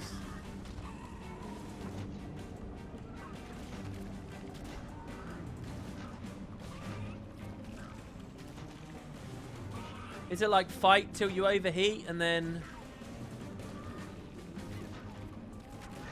Or almost overheat and then climb up?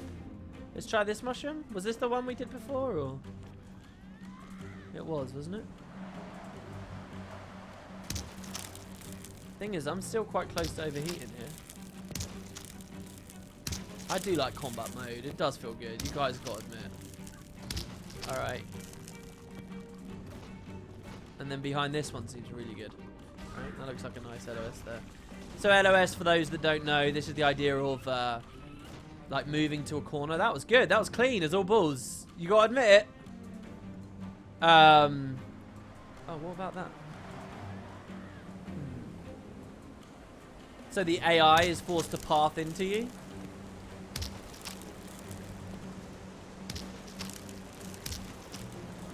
Okay. This one doesn't seem very valuable.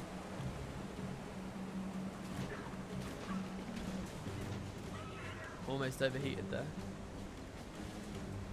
Well, we got 47 out of 80 here. We're doing much worse this time, aren't we? On a speed mushroom? Why? They seem to be moving around a lot as well when I'm not around. The aggro seems really different.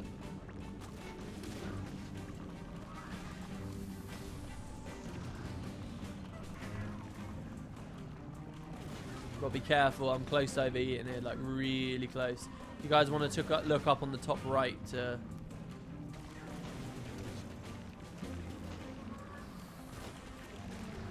Let's try coming up here. Oof, there's so many mobs there. Oof. That was not a good little... 2 eggs, is that it?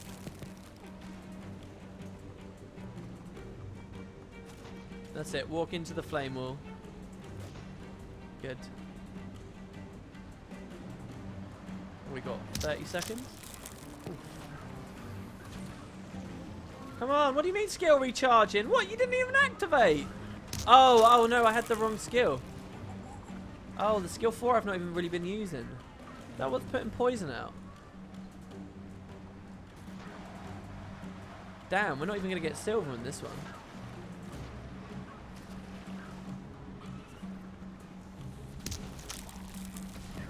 There, we've overheated. Shit. Oh. Ready?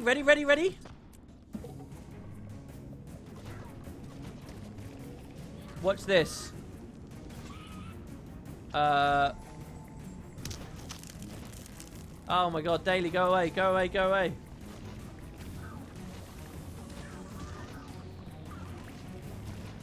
Here we go, guys. Here we go. Oh, yeah, hold on. Just let them kill me. Yeah! Oh, what? We're not number 1! I wanted to be number 1, and somebody else nicked it already. Blue Blob. No! Blue Blob. I wanted to be first. For the first time in my life, I wanted to be number 1 after a daily. Blue Blob from the friggin' thing earlier. That's great. Yeah, I was going for number 1 daily, and it didn't work. Oh well, I'll settle for number 2. Ain't that a paddling? Alright, hold on. I'm reading the stream. You should only worry about being close to some eggs for cooling and heating. Wait, so the eggs do cool me?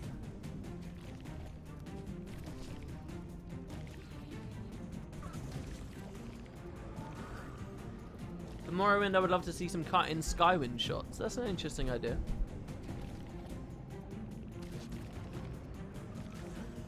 Guild Wars 1, Oblivion, and Morrowind are 3 older games that I've never played that I really want to, but the longer I leave them, the less I think I'll be able to cope with their age. It's a really interesting observation you've made about yourself there. That's a really good point. Gold isn't that hard, let's go WP. It seems pretty hard. This seems like a bigger challenge than any other gold we've gone for. Tip, you want to break everything on the bottom of the big room and occasionally go down to what's respawned. Alright, let's try that then. Are you ready? What we're going to do is we're going to go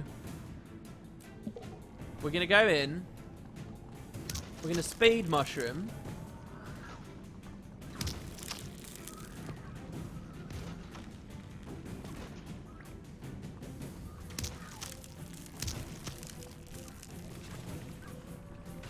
We're going to do that.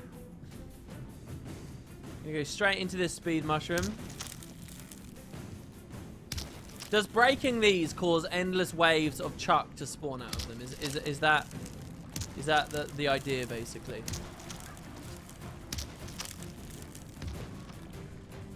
Yeah, the cooldowns seem to work quite well with this. Now we'll just run a couple of circles around this. And now we'll climb up here. How many have we killed? 21? Not too bad. Oh, we did break that one. Good. Thought I messed up. This doesn't seem smart. Well, we've come here. Oh, what? Why aren't any of... That's some bollocks. What is that? If it didn't feel inconsistent, it would be a lot more fun. Oh, look at this. There's a few down here. Oh, an adrenal mushroom. Oh. Interesting. Shit, I should have attacked them a bit more there, shouldn't I?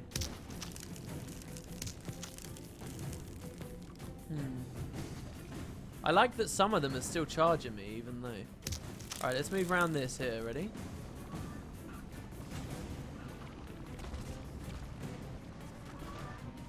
Ooh. Oh! Ah, I can see why people would get really into this. You know, it's really interesting seeing that Blue Blob there was playing. It is funny to see how, you know, when you've got like someone with a bit of an audience, how much they can drive traffic to various areas of the game. This is scary. I don't want to attack just yet until I get a bit more health. Oh, they're not even doing anything. Where's the...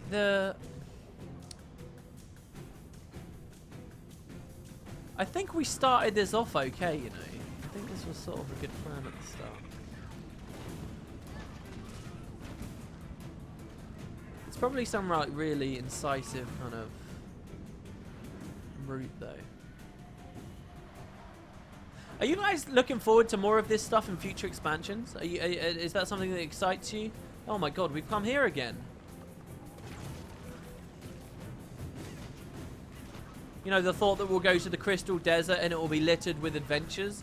Do you think they're big selling points? And when I ask you that question, I want you to hold in your mind other big selling points of the expansion and see how you compare this to those. You know, is this on the level of elite specializations? Is it a failure if it's not? Or is it okay, you know? I want to go up there. How the hell? Is it this one here? It's got to be this one here.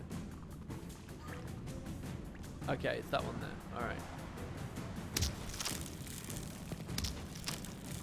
Alright, we spent a lot of time faffing about here. And I think we're going to get silver anyway. So I think the tactic is probably a good one. Ready?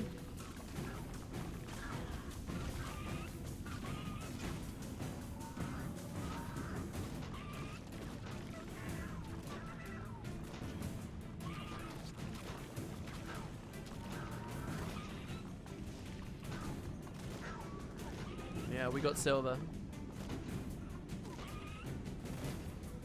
Let me see what it looks like down here, just before it disappears. Yeah, look, a lot respawned. Okay, alright, I think that might be the technique. If you're near an egg and you shoot, it cools you. Eggs cool and heal if you're close to them when they pop. Seriously though, WP, should this be potatoes for breakfast because it's morning? Yeah, for a lot of people I think it is. You look like you're playing COD Zombies. It's a bit more basic than zombies. I'm not a fan of adventures. I can't stand adventures, but I'm a completionist, so I'll get gold on all of them. They're just a tiny bit better version of activities. See, my point is not to bash on adventures. I quite like them. But I wonder what are the kind of things ArenaNet should be focusing on. And, you know, I think they really do sell expansions. You can see the heights that they can get to with an individual feature on Elite Specialization. Let's try an LOS behind this. And, you know, to me, adventures just aren't even in the ballpark. The idea of future Elite Specializations excite me about expansions far more than a great many things. And as a player that doesn't even give a shit about the story, because those exist, I imagine that adventures are worth even less to them. Well, what am I talking about? Elite Specializations are worth even more to them, so it's important that, you know, there's other things.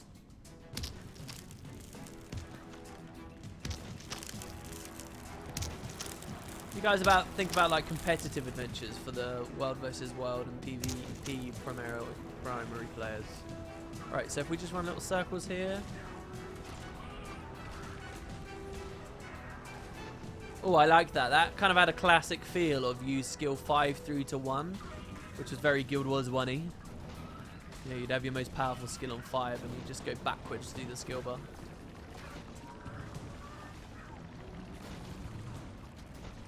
I'm gonna die. Can I heal myself on an already broken egg, or? Oh yeah, that's a big heal. Oh, I didn't mean to do it on both though. Okay. That's a very big heal. Yeah, and I can see it calling me down as well. Thank you guys. Alright, there's the adrenal mushroom. Should I not be leaving some eggs then for like the return trips? Is breaking eggs got nothing to do with respawns?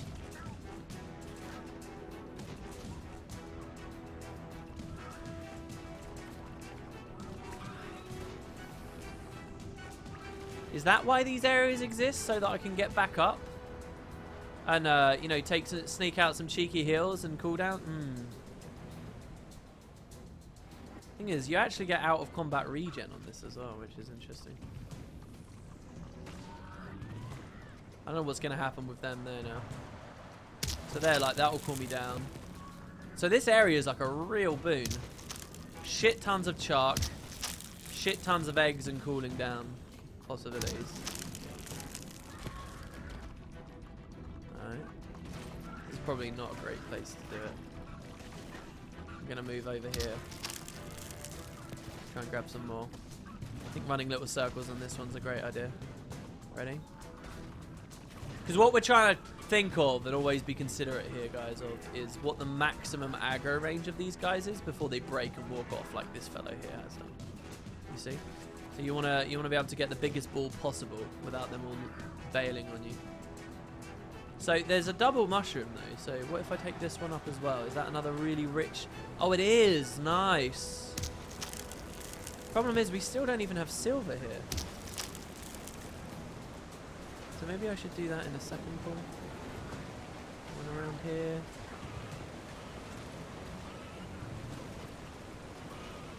It feels like a lot of these, because I'm breaking line of sight, they're not running in. They're kind of unpredictable. Oh, we're about to overheat, so let's go get this. We're going to run out of time as well, but this is our best run yet, so let's do what we can with it. Oh, and another good one over here.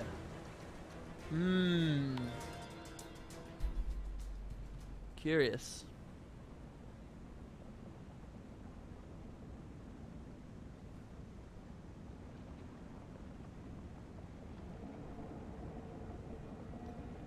I don't know.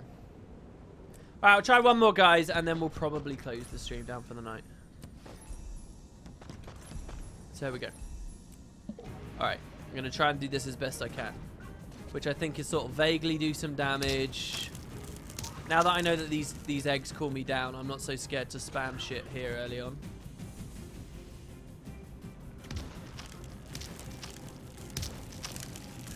Is it only if I'm near them, though? That's what you guys said, right?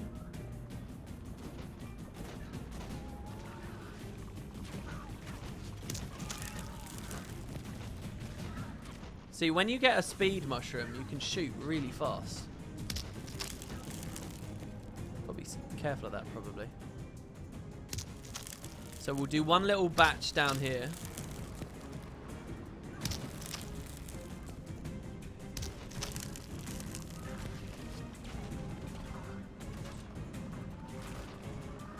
Okay, and now we're going to climb. That one's shit, isn't it? That one's bad. I don't want that one. This is the one I want. Oh, I don't know whether I can kill these though before I go. That would be really nice if I could, but I don't really have the cooldowns for it.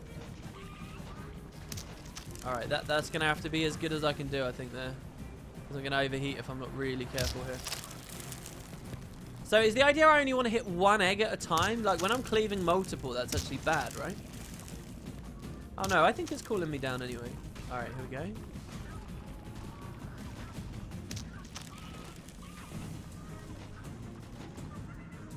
so close to overheating though. Oh, dude, I don't know.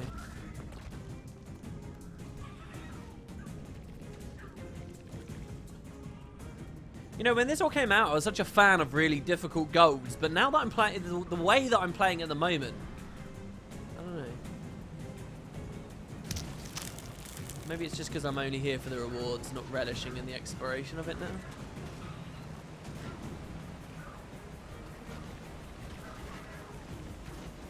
What have we got?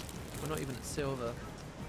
I feel like you should be at silver at this point. Is that just stupid and an unnecessary feeling? Oh shit, I overheated. I don't know. That's crazy.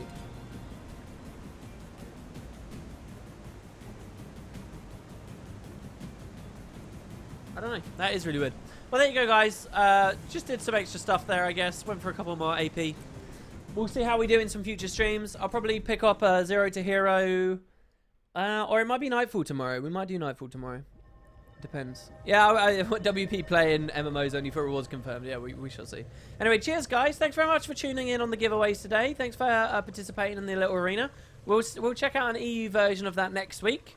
With hopefully a new little arena. Please, thanks very much to Fingerlights in chat. If anybody wants to also thank him as well as me. Really appreciate it. Thanks for the donations earlier as well, guys. And I will see you all next time for whatever may come. Have a great evening, everyone. I'll catch you later.